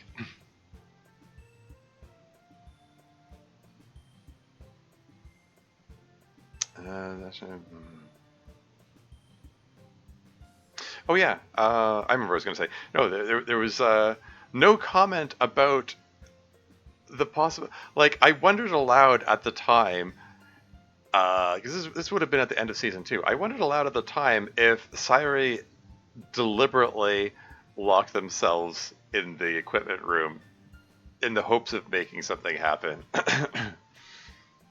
It's like, oh no, we're trapped. What are we going to do? Well, we wait for help to arrive. um, it did seem a little contrived. Like, I didn't at the time rule out the possibility that Sayuri did it on purpose, and they didn't seem to acknowledge that particular point in either direction. Oh well. Anyway, uh, let's close out the club. Uh-oh, is that order? Monica suddenly in behind them. First things first. Does anyone have a good idea for a poem prompt? Yeah. Should things have an apostrophe? Like, is that things plural, or I would have thought it was possessive? Like, first, or maybe I don't know. I'm overthinking it. No, I guess no. It probably makes sense. Never mind. I'm gonna move on. I was parsing the sentence incorrectly, probably. It's imperative, kind of. Yeah. Does anyone have a good idea for a poem prompt? I tried to come up with some over the past week, but just couldn't think of anything good. How about the sunrise? I always like it when we do nature poems. First things must be done first. Yeah. No, I was, yeah, like I said, I was parsing it differently. All right, that sounds like a good idea. Sunrise poems it is then, for next time. Anything else before we're done for the day? I know I missed my week for being the president a couple weeks ago, but I feel up to it now if you want to. And that's very kind of you, Sayuri. I haven't been president for that long, though. Plus, the last time you were president early... Hmm? Oh, we bring that up now? Are we bringing that up now? The last time you were president early, you lobotomized us all. I mean, whatever. Yeah, that's true. I just thought I'd offer since I was feeling good about things right now. Totally cool if not. Well, I'm comfortable with it if everyone else is. I'm cool with it. Past is the past. I mean, it would be rather late to be bringing that up anyway. I mean, Sayuri has been president since then. She was president in season 2 during a stretch of time where she was obviously, very obviously unstable. So, I mean, if they were okay with making her president then, like, why would they be troubled now. Anyway, moving right along. Past the past. I trust that Sayuri will not harm herself or others. Why did, like... Did this exchange happen in the season 2 after Sayuri had her blow up? I don't know. I wonder. Anyway. And I have a promise from her to that effect. I'd say it's up to Monica if she feels like she could use another week-long break. I could, actually. Alright then. That's okay, that's interesting. I mean, the way they're like, I can't say specifically that I've tracked how frequently they take turns, like how often they change it. It seems like it's not necessarily every week. But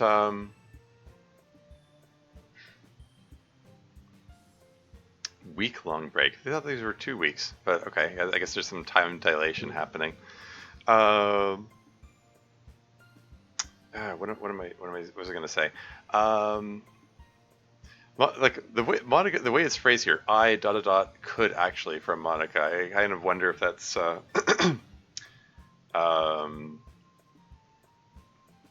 if it's a continuation from her like her issues that she was expressing at the end of the last episode. She's still in a state of turmoil about not getting the feeling that she had hoped she would get from from her interaction with the player and so on. I'm sorry. I'm laughing because I just had a thought. Like, since we're dealing with this theme of, oh no, I expected to have stronger feelings following sex. Like maybe, maybe Monica's has to. Sorry, my headphone cord just got tangled on something.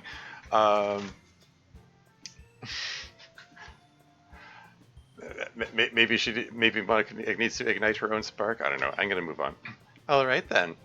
I move that Sayuri be elected acting president and that I be elected acting vice president. Seconded. Any opposed? The motion passes. Yeah, interesting. So they just trade roles. Monica is actually officially vice president for that period. Anyway, want to grab some dinner, Bun? Definitely. Oh wait, before we go, Monica, can we talk later, you and me? Sure, Sayuri, just get in touch with me whenever. Great. Okay, let's go, handsome man. Bye, guys. What about you, Monica? Doing anything interesting tonight?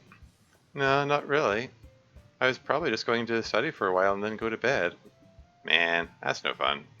Aren't you going to do any activities like in high school? I hear that the volleyball team was expecting Monica to try out, but she did not. Is that so? Is that the athleticism part of her character? Anyway, don't read too much into it. I spread myself pretty thin during my time in high school. I'm trying to take some time to myself, at least at the beginning of college here. Or is she scheming? For that matter, this look between Natsuki and Yuri here is... are they... It's not... Oh, great. Sorry. I have to ban a bot. Bye-bye, bot. I have a sneaking suspicion that this this look between Yuri and Natsuki here, they were hoping to do something or other that relates to their plot. You know, Monika's scheming and Natsuki plotting. I kind of half wonder if Monica has any awareness that Natsuki is plotting something that involves Monica somehow, apparently. How would she react to that? Maybe she would go, uh-oh, my 4D chess game has to be upgraded to 5D chess now, or something. Has to incorporate Natsuki's plot into it. I don't know. Move right along. At least at the beginning of college here. I mean, taking some time to yourself, sure, but not doing any activities? Not volleyball. What about debate club or whatever they have here? I think I'm done with debate clubs for the rest of my life. Just not my style. I used to think it was, but it wasn't. What about fencing? I know you love your fencing. Right before I could remove the space too? Remove the space? Sorry, I'm not sure. Bob told me to. Oh, right. Of course. But yeah, fencing, of course. Dev likes their fencing. I'll put a space in there like his voice. Yeah. I got it. Sorry, I was just being slow. I'm probably just really tired. Oh well, moving on. Now you love your fencing. The college doesn't have a fencing team or club, Natsuki. Well, how about you at least come eat dinner with me and Yuri and Fuyuki instead of doing so alone like a shut-in? How about that, huh? Sure, that sounds nice. Well, I mean, why would you do anything but the direct approach, really? Anyway. I really do have to study after that, though. I wasn't making that up. Of course. Anyway, Wordsmith, give me, like, some good exclamation for when you're gonna start going somewhere. I don't know. Alan Z? Perhaps let us away? Perhaps not. Wait, I have it. Excelsior! Yeah, perfect. Excelsior! Maka and Yuri giggle softly. Nice. Yeah. Well, I mean, if Natsuki inviting Maka was indeed part of her plotting, it is interesting that Fuyuki is there, even though Fuyuki was explicitly not included in the plot. Oh well. Anyway, Ayami is pacing around her side of the room. She sits down in her bed. Then she abruptly stands up again and is knocking on the door. Who is it? It's me. It's me. Oh, it's Kagami, really? Okay. Oh, come on in. Sorry, you in there? It's just me. Hey, Ayami. Everything okay? You look a little troubled. I, lost my virginity. Oh, Aya, that's, you're not happy about it. It's complicated. I feel complicated about it, but what'd you come here for? And that's not as important right now. Do you feel weird? Do you want to talk about it? You're really sweet, girly, but I'm okay. We can talk about it later. I don't want to burden you with it. I know we're really trying to be friends, and I'm glad to have you as a friend. But I feel like I'd be imposing, like you'd be weirded out. I know we decided to become friends kind of spur of the moment, but that doesn't change anything about us being friends. When I say I'm someone's friend, I mean it. So, come on. No hiding it. Alright, I will. But is it okay if we talk about it later? I'm still kind of processing. And you look like you have something important to say yourself. Right. Take a second to appreciate casual outfit. I think, is this the first time we've seen Kagami in the casual outfit? Anyway. Ooh. Interesting song. It's at least got piano and guitar. Anyway, yeah, it's about Ryan. Did they find out that he's sleeping on the park bench? Anyway, what about him? You got time to take a walk over to him? I can fill you in on the way. Sure, I can go right now. I'm home. Hi, Yami. What's Kawagi's this reaction to Sayori approaching? Hey, Sayo. Kagami, it's been so long. We haven't seen each other yet. Sorry, we were just on our way out. Huh? Talk later. Ryan time now. Still the same old Kagami, huh? Oh man, I need to change. MC's still waiting for me. Okay, so Sayo's in her uniform now when a moment ago she was in the casual outfit? Um, there's some kind of shenanigans going on. Is there something about is there something about Natsuki's plot that required Sayuri to show up in her casual outfit? I'm trying to figure out where this fits in the timeline. I mean, unless it is, yeah, don't worry about it. Just pure carelessness. Wait, really?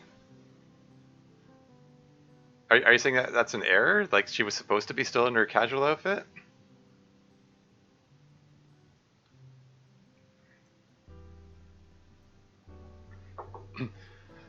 Okay, yeah, because I was trying to place this in the timeline. Like she left her room when Ayami's boyfriend came over, and then she um, wondered aloud what to do, which implies that she wasn't going over to um, that she wasn't going to do something related to the plot. That Natsuki's plot. Yes, she should probably be in her casual outfit here. Okay, yeah. Anyway, moving right along. MC's still waiting for me. Ow! Because I'm still the same old Sayori too. Hmm. She has no comment about the fact that the game's on her? Or, I guess. Oh well. Ugh. When does it ever feel comfortable? Maybe I should call Kenzo. Nah. No, he's done more than enough for me already. I need to be self-sufficient now. This is just temporary. This is just temporary. Um, emphasizing the word "just" is this continuing to tie in the the the the the possible connection between Ryan and Monica? I don't know. Anyway, question marks. Someone's coming. It's so hard to look natural and not like you're loitering. These have gotten pretty good at it. You lied to us. I you you're homeless and you didn't tell us. How did you figure it out? You don't exactly do a great job hiding it. I saw you sleeping under there. Sorry, I didn't really want to tell anyone, like, especially not you guys. Why not us? It's gonna sound weird, but like, I really like having you guys as friends. It's been nice to have someone new to confide in now that I'm here, you know? I don't know, it feels weird confessing something like that to you. Like, I don't know, I'm already pretty ashamed of it. I just wanted you guys to think I was a normal college student. Plus, and I know this is a little messed up, I just feel kind of weird admitting weakness like that to girls. Like, it would be really lame of me as a guy to do that. Like, I should just tough it out, you know? Ryan is a victim of societal expectation. Yeah, yeah. Well, I guess that's pretty. You effing idiot, Ryan. That's so effing stupid. This is about you sleeping under a bench. F. Do you think we're going to effing emasculate you because, oh no, we're girls and a guy is showing weakness instead of being a manly, strong guy who sleeps under, again, a effing bench with no complaints? That was not a rhetorical question. Is that what you actually think? I mean, I don't really think it, I guess. It's more like a feeling, I guess. I mean, yeah, we have different reactions to the situation. I noticed. um, yeah. Um, yeah, I'm finding myself reminded of um, uh, back in the day. I was I used to work as a massage therapist, and I remember when I was in college for that, uh, hearing anecdotes about uh, uh, uh, uh, you know certain guys who I don't know. I guess like want to show off and claim they can take more pressure than they actually can, and then end up getting hurt as a result because they um, um, underestimate how much pressure the average massage therapist is able to give. Um, and it's like yeah, we're like I just remember like one classmate in particular who was like, yeah, no, I'm not impressed by not impressed by you lying and saying that it didn't hurt, you know. Uh, Natsuki quest, Natsuki a bench, yeah. Anyway, we were along. Is there like a feeling, I guess? Like intellectually, I know I shouldn't feel that way, but I can't help it. It's just some kind of inboard sense that made me really reluctant to talk about it. Sorry. You guys are my friends, and you did deserve to know. I apologize, but there really isn't anything I can do about it, unfortunately. Why not? Well, it's a long story. Oh, okay. We're skipping over the story, I guess.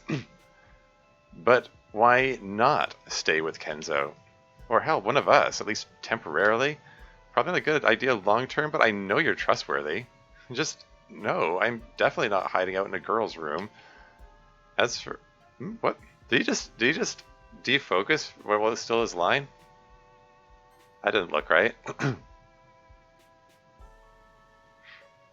uh, as for Kenzo, really, you guys don't know all the stuff he's already done for me. It'd be really bad to impose on him more. It's really for the best this way. This whole living situation is only temporary. And honestly, I don't mind. In terms of the comfort of it, my daily routine is pretty tolerable, you know? With access to a shower, I can eat, I study in the library. It's just the sleeping part that is tough. It's a little harder to socialize, because some awkward moments, like this one, but I can get through it. I don't mind it too much. Just one more obstacle. Uh, you can't read the buttons when there's Ayami's color here. I don't know if you caught that, Dev, but yeah, Ryan defocused partway through his line here, and then he just stayed defocused for the rest of that. You'll just I was just checking. Oh, okay. Oh no. Ah, shoot.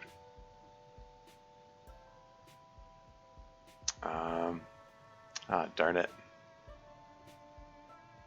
Apparently, when I was messing around with fonts earlier, I seem to have changed the font of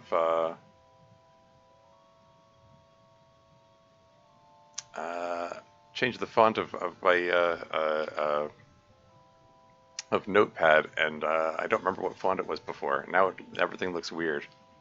Well, oh well. Anyway, +1, hooray! You're a pretty tough guy, Ryan. He's a pretty hard-headed, stubborn dumbass guy is what he is. But I can't make you take care of yourself, dumbass. Just take care of yourself, yeah? Can't always do the tough guy thing. Even if people have helped you before, let people help you still. It's not like some magical day comes when none of us need help ever again, you know? People get closer when they help each other. It's a good thing. Much better than just sitting on your own effing island trying not to bother anyone else all the time. Are you sure you're going to be alright? I am very sure. We're going to make sure. If you do not find some place to stay before winter comes, we will haul your ass somewhere by force if we have to. You understand? Perfectly? If you ladies would be so kind, get out of my bedroom. But it feels weird just leaving you to sleep here. I'll be fine, Daya. Given her a nickname, Aya, instead of Ayami. Like I said, it's just temporary. Please, don't worry yourself. And I insist, go have a nice rest of the evening. I'll be fine out here. Plus, I really need some time to myself right now. Alright. This doesn't feel right. Kagami begins speaking notably loudly. Just leave it. We can't do anything right now. Ugh, boys and their stubbornness. Didn't you go to an all-girls high school? Ugh, I still know about boys' stubbornness. Trust me.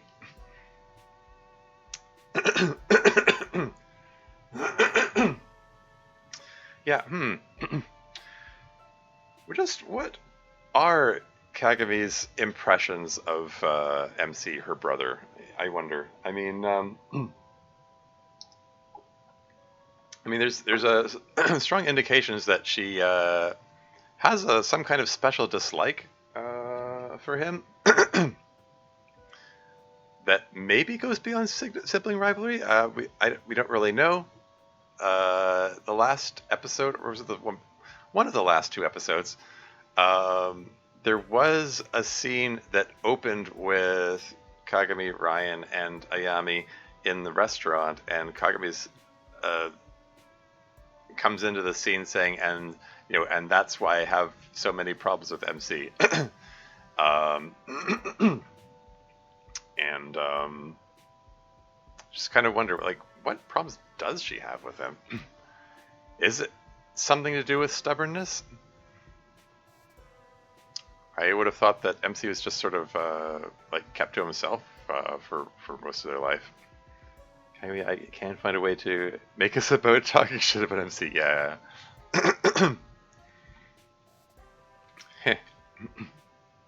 Anyway, moving on. And she's back to her casual outfit again.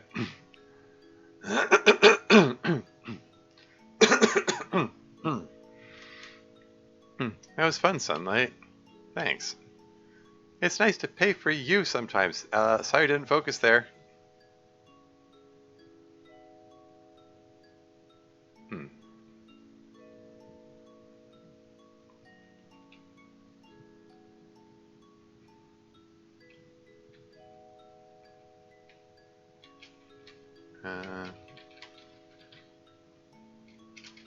Just making a note of it.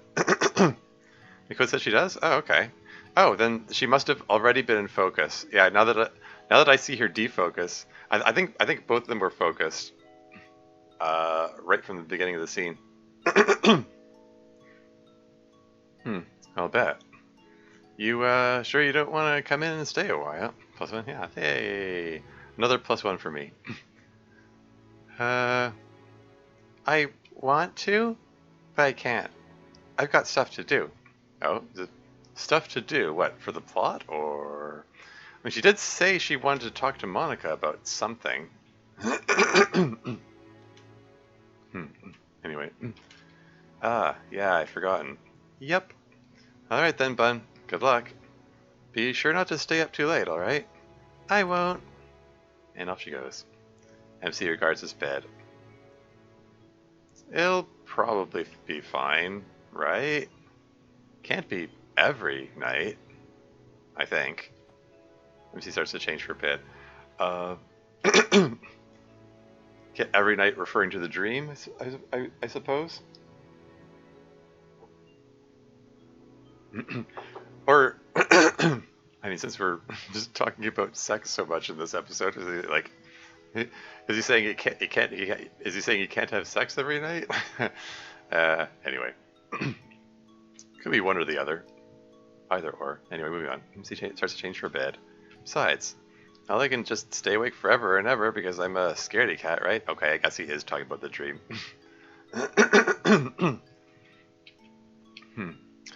Maybe I'll just play one short Hades 2 run first. Yeah, it's topical. It's had a big release recently. Lots of people seem to be playing that these days. But only one. He looks at his bed again. Yeah, then you have to sleep, MC. You have to. Really was playing it in early access when I read this. Oh yeah, huh. Interesting, yeah.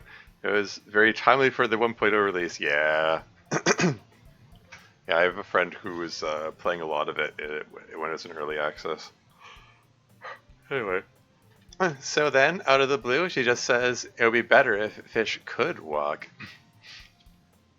I was like 6. Plus, I was right. It would basically be objectively better if fish could walk. And dubious, dubious, that would be likely to have profound ecological consequences. You hush. Telling your girlfriend to hush, huh? Pretty misogynistic, babe. Ah, so that's where you picked it up, babe, from. Wait, is this her first time hearing it?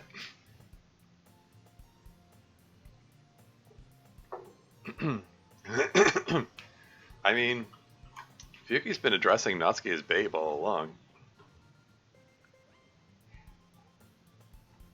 I mean, I suppose, maybe there has only just been the one time that Fuyuki hung out at Monika's place during that party. Maybe Yuri really hasn't seen much of Fuyuki. Stealth blue joke again? Oh, really? Hey, oh, out of the blue. Okay. First time putting it together. Yeah. So that's where you picked up babe from. I should have realized before now.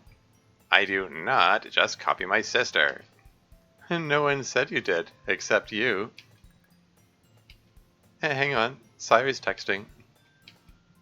I guess she wants to meet with me. She did say she wanted to talk to me earlier during club, I suppose.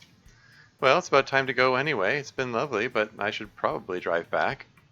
Monica put some cash down the table. That should probably cover my share. See you all soon, okay? Wait, she got to bring her car here? Thought freshmen weren't allowed. How the heck did she scam her way into being allowed to have a car here? I am not surprised. Was there a focus issue there?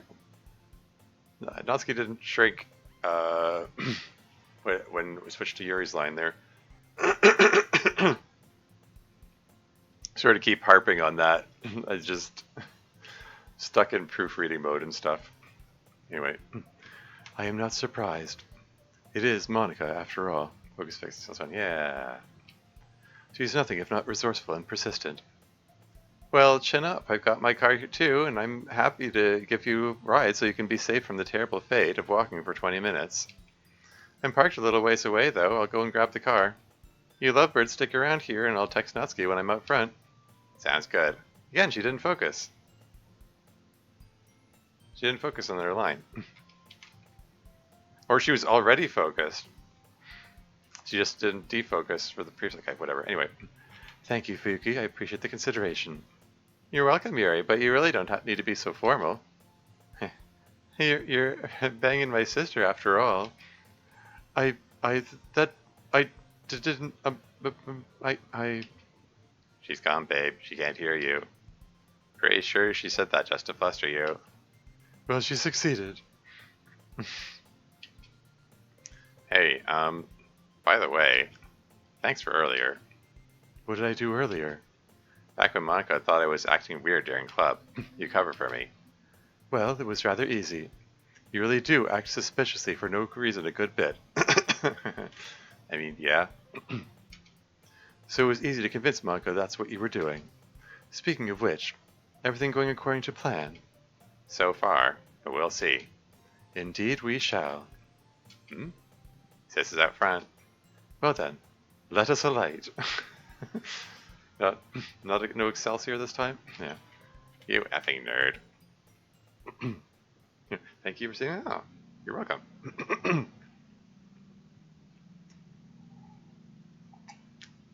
So what's the Yami got going on? We got this the emotional music playing.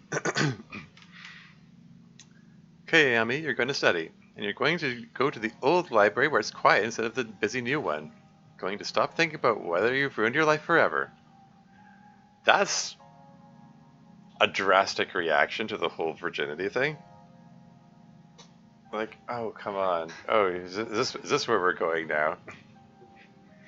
What have we got going on? Well, you see, she's a victim of society. Knocked into unconscious. Yeah.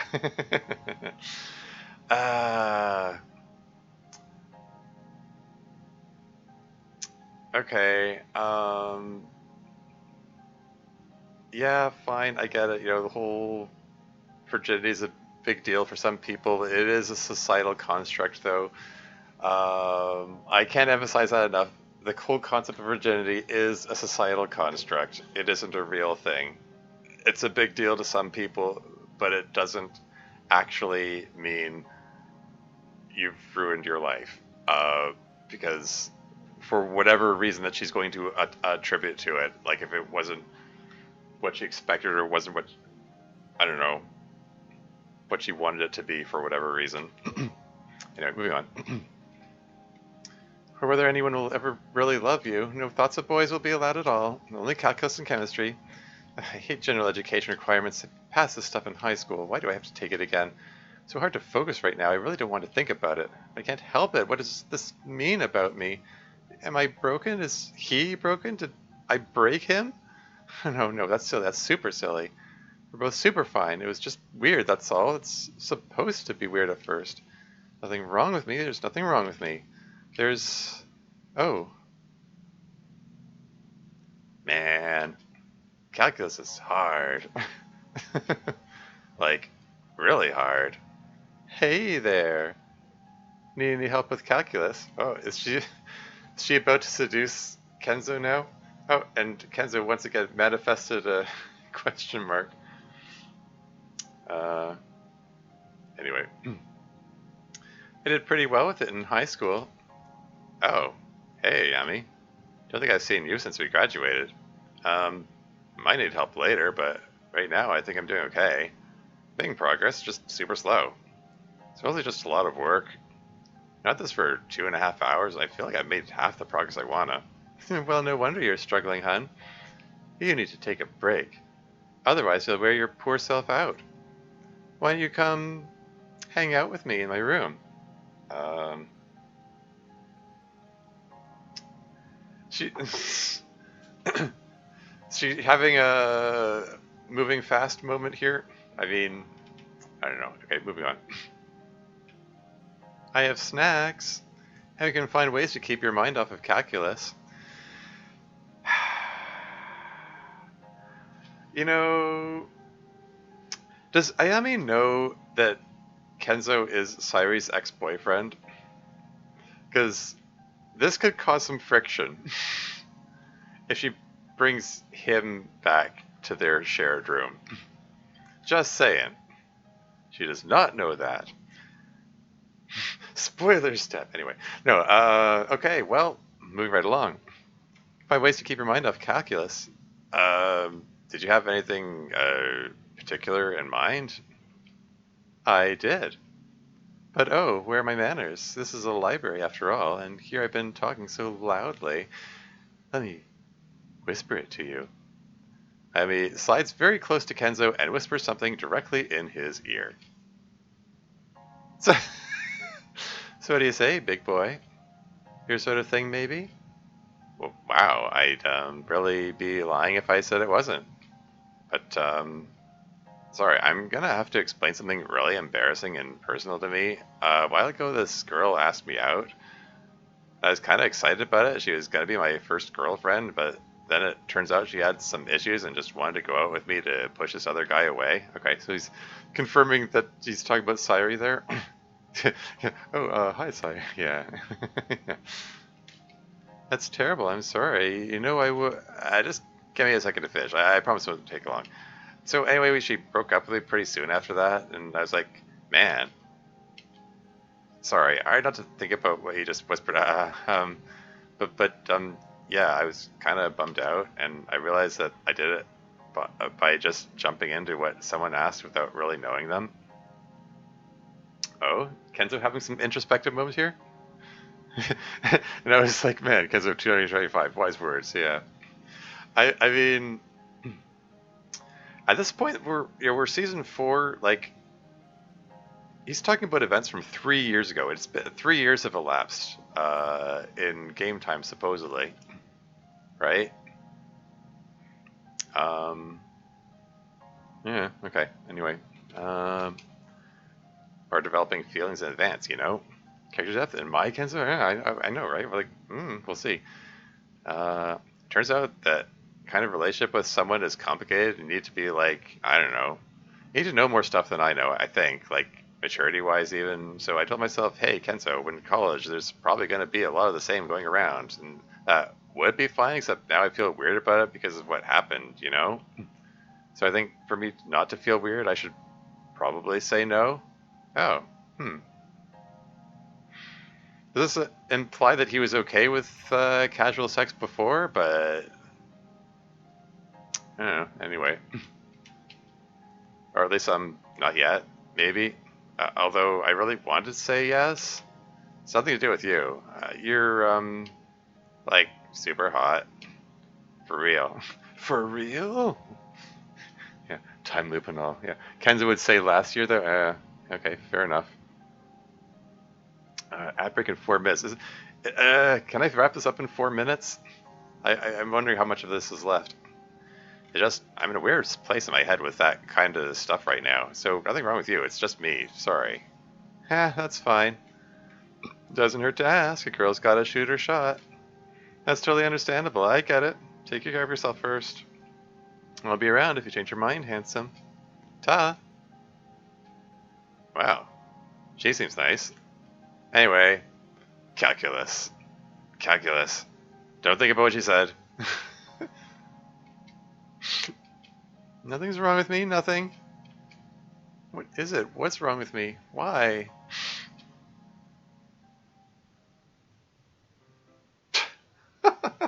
Oh dear. Okay. Okay. Depending how much more there is, we might have to. Yeah, I was just say that's the himbo Kenzo we know. Exactly. There you go. You wrap up the scene definitely. Well, this scene. But yeah, okay. Probably gonna have to do one more ad break, I suppose. I was kind of wondering if I could wrap up the episode, the whole episode. So a big of a bit left, yeah, yeah. Because I mean, okay, apparently Natsuki's about to have another sparring match with the cashier, and I'm sort of assuming we're going to find out what's up with the interaction between Sayuri and Monica. Why was it suddenly so important for Sayuri to talk to her? Anyway, soon you need a cashier, my beloved. Yeah, yeah, yeah. All the scenes death past the ad break. Oh yeah, yeah. Anyway. Just saying, it's a likely story. You're in here like every other night during my shift, always the same story, saying, oh, this isn't for me, it's for my girlfriend. Girlfriend? Did she use the word girlfriend? She said roommate before. Oh well. And first of all, I don't see a shred of evidence that you have a girlfriend. You're like some kind of super aggro gremlin. Are you implying super aggro gremlins can't have girlfriends? I'd say we're assertive enough to get girlfriends because of the super aggro part. Yeah, but the gremlin part... But look at my phone here. I have incontrovertible photographic evidence that I have a girlfriend. Oh boy. Again, it's supposed to be a secret. Is she actually showing pictures of Yuri to someone in the school who shouldn't know that they're in a relationship? You're supposed to be keeping it covert. Yeah. Yeah, funny how times change. Before, Natsuki was the one who was insisting on keeping it covert. Oh well, anyway. And trying to photograph Evans, her girlfriend. He could have just paid that girl to kiss you. Several dozen times? You clearly don't know her very well. I don't think you could pay her any amount of money to kiss someone. Completely unrelatable. Okay, so granted you have a girlfriend. Probably some of the stuff you get is for her. You don't seem like the 3 different kinds of tea person, to be honest. But I am highly suspicious that not everything you say is for her is actually for her. Otherwise she gets a lot of chocolate and junky snack food to go along with her tea. You can't prove anything. Hey, F if I care. Just seems sus that you tell me it's for her. Anyway, want your receipt? Nah, I'm good. Alright then. Tell your girlfriend I'm sorry I gave you my number a while back. Didn't know you were taken. And I have a thing for smarmy, sassy people. That seems like a good note to go to ad break. I mean, it's going to go to the ad break without my input anyway. In any case, I will be right back. Yeah, I don't know where to put that.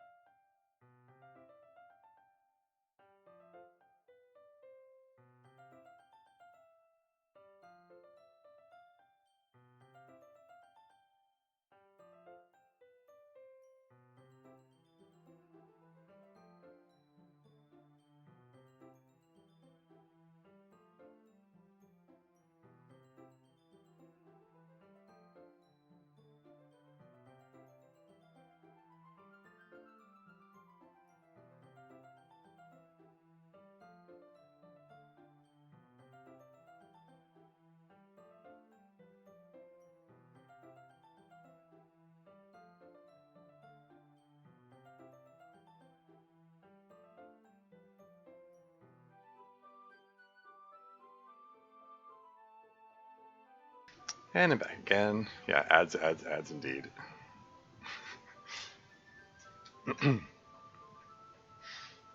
Move right along. Yeah, I have a thing for smarmy, sassy people. She'll probably be very understanding of that. Don't work too hard, mouthy cashier whose name I don't know. Not that you ever do work hard, of course. Bring it back, thank you. You're right about that. Oh, cashier still didn't introduce themselves. Um, did we even learn the gender of the cashier? Uh, Natsuki curiously referred to the cashier as them earlier.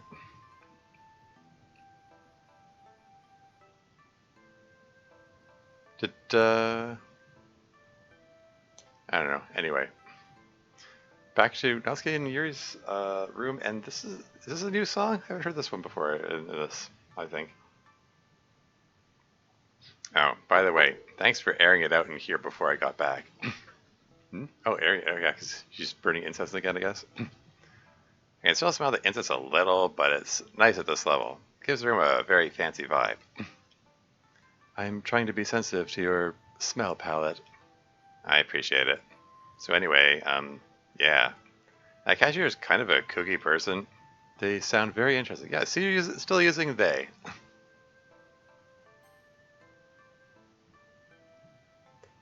Kooky person. uh, Presumably, it's a person who has indistinct gender that would prompt Natsuki to use they and them without without questioning it. Anyway, tell them I said I forgive them for giving you their number. Yeah, I will. Something troubling you, beloved? Just hoping. Oh, right. Oh, yeah. And this, tell him I said I forgive him for giving the number. That seems to suggest that Natsuki is aware. Sorry, Yuri is aware that Natsuki told the cashier about them. So I guess Yuri's okay with them being less than covert about it. Anyway. Oh, right. It is out of your hands for now. You should get some sleep and not worry about it. Something troubling you, beloved. Oh, not just hoping. Oh, right, it's out of your hands for now. So presumably that's relating to her plot that she alluded to earlier. Yeah. Well. Yes? Oh, you sing me a lullaby? Oh, I'd be pleased to. For you. Natsuki pulls the covers to her chin. Nen korori yo o korori yo. Boya wa yoi koda nenishina? Tilda? I might be mispronouncing it. I'm not sure.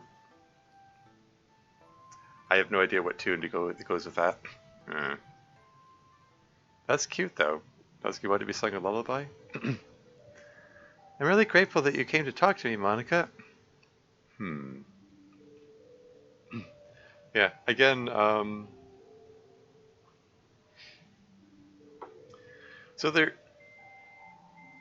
Okay, for a second there, I was wondering if... Because I did... I did wonder if, aloud earlier, if Natsuki was going to try to set up Monica with Riot or something like that. And getting Sayuri to walk with Monica, just that, so that they could run into him or something. I don't know. Lullaby OST. Oh, okay, cool. Well, I'll watch that later, I guess. I'll just click that and have it in a separate tab. It better not suddenly start playing. Sometimes tabs will do that. Like I click on it. It shouldn't come on until I actually go to the tab. Sometimes they just come to life randomly, and I'm like, where does that sound coming from? Anyway, okay, moving right along. I'm really grateful that you came to talk to me, Monica. Yeah, anytime, my friend, anytime. Not sure I was of much help, though. I don't really know what to do about it. I wish you wouldn't worry yourself so much about MC, though. I know you love him a lot, but you're doing all you can. He wants to be in this relationship, and he dearly loves you back. Yeah, yeah, okay. So presumably, Sayori's talking about MC like rushing to her room to check on her and stuff, and having a panic attack and so on. But again, that's could be a convenient cover story. That could have been part of the discussion where like Natsuki going to Sayori and saying, "Hey, do you have some kind of urgent sounding thing that you could discuss with Monica, and as an excuse to pull her away from whatever?" Anyway, moving on. He wants to be in this relationship, and he dearly loves you back. That's all I know to say. Yeah, I know. It's just tough to see him struggling. And it's worse to see him trying to hide that he's struggling. Well, I guess he was bound to do it to you, bound to do it to you instead of the other way around at some point, huh? Bound to do it to you instead of the other way around? Something to talk about with your therapist, maybe. Yeah. Everyone's got trouble dealing with the mental blocks they have. Even the strongest of us. That's why you all need therapy. Anyway. Uh, Sayori looks at her phone. Oh, she didn't. There's no focus change during the internal monologue line there. I don't know if that's a big deal. Oh man, look at the time. Should really head back to my dorm room. Otherwise, my roommate might be grouchy. By which you mean you yourself need to go to sleep soon to be healthy, but you still have trouble centering your needs instead of those of others? You're probably right. But yeah, I'm gonna go back. Thanks again for coming out to meet with me. And like I said, you can call on me anytime. Why'd you want to meet here anyway? It's a little out of the way. Yeah, I wonder, Monica. Just a random spot in the middle of campus. Yeah, exactly. I figured it'd be about halfway between my dorm and where you'd park. Don't say out loud that this you intended you planned this position precisely. Anyway. Okay, I'm really gonna go now. Yeah, I'll head back to my car. Sleep tight, Sayori. Sayori watches Monica go for a moment and waits for her to be out of sight. Well, Termuse, sorry I don't have time to chat right now. I really do need to get to bed. Good luck with the whole rest of the night. Sayori leaves. Poor Sayori. Footstep sounds? Poor Sayori, always something to stress about in her life. Well, time to look after myself. I'm going to go home and cook some shiozaki and go to bed. I'm going to... Wait, what's that? Who's singing at this hour? Well, there you go.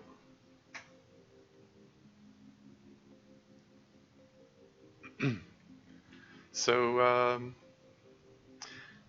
I mean, if this season is trying to set up Ryan and Monica together or something, I mean, they have the musical connection. There's something. Anyway, after years of waiting, is that Ryan? That just has to be a coincidence, right? Years of waiting. I did not code this into existence without realizing it. That's not possible. Should I play along? Can I do anything but play along? Is this deterministic? Dot dot dot question mark. After years of waiting. That song, have any other lyrics? Sure does. He picks up his guitar. After years of waiting, nothing came. And you realize you're looking in the wrong place. You okay? You okay there? You look a little spooked. You know, it's weird for a lady to meet a random guy out in the campus tonight, but I promise I'm not a threat.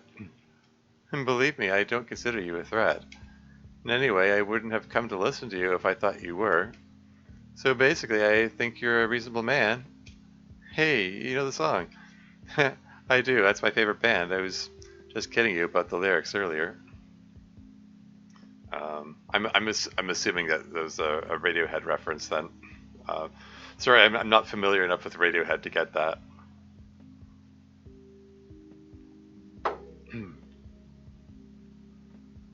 um, anyway, it's just your playing remind me of something else. Nothing too stressful, I hope. You don't need to be familiar with the song at all. Sure, yeah, fair enough. Monica, right? I've seen you around. We went to high school together. We did. So what? You hang out in front of the school at night and play guitar? Something like that? If you don't mind, can I stay and listen to you for a while? Yeah, totally. Always glad to have an audience, especially one with such discernment and taste. Only a couple more songs though, and then I need to sleep. Yeah, same here. Reasonable Man, Get Off My Case, and Fade to Black. And that's all for now.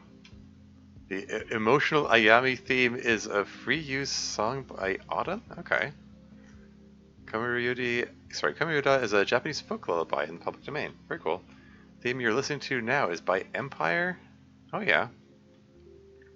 I'm aware of Empire in the DDLC modding community.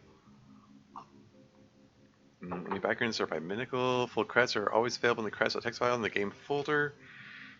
You can email Monica in the club at lit.club.pres.monica@gmail.com. See you next time. And there we have it. Wow. There wasn't a single choice in that one. It was linear all the way through.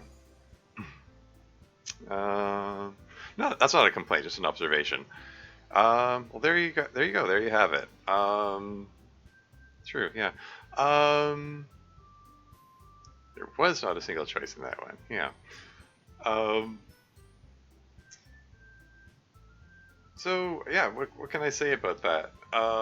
They haven't said already. I don't know. Like, I think I've already given a decently enough nuanced take about that whole thing about sex and consent and virginity and all that. There's clearly like a running theme in this episode. I don't know if you chose to time that particular email to coincide with this so that it would fit the running theme. But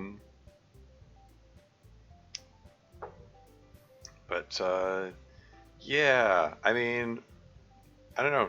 I guess again, like, don't know who needs to hear it, but don't get too hung up on that. No, actually, yeah.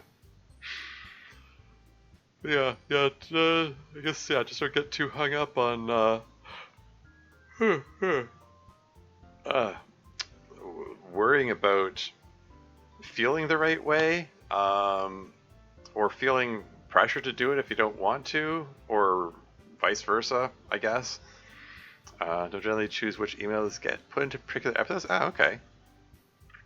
If you don't choose, then who does? I mean, it has. I don't know. Anyway, or are you saying you just pick them at random? In any case, yeah, it's one of those things, like, I don't know. It's like, I don't know who needs to hear this, but yeah, just don't get too hung up on all that stuff, I guess. And yeah, curious things about whatever plot Natsuki's got going on. I mean, I suspected that it had to, like, I merely suspected it had to do with Ryan because she says it after running into Ryan. But then it also had, she also said that Monica can't know about this. So it was like, okay, that seems to fit into it too. The part I'm not clear on is why Sayori needed to be out of her uniform. That was rather curious. I mean, yeah, not sure how that fits in. Assistant Monica does? Okay. Yeah, fair enough. Anyway, I see a Charizard is on, so I'm gonna give her a raid. Oh, where'd you go? There you are. Yeah, she's playing a Halloween-themed game that a friend of hers made. Uh, she's someone I know IRL, which is a rarity on this platform, at least for me. Oh, and I see I see you wrote another message there, Dev. Unfortunately, Twitch likes to put a pop-up in front of everything when I do a raid, so I actually can't read your message, which is a weird choice on Twitch's part, but whatever. I'll assume you said good night or something. I don't know. Um, but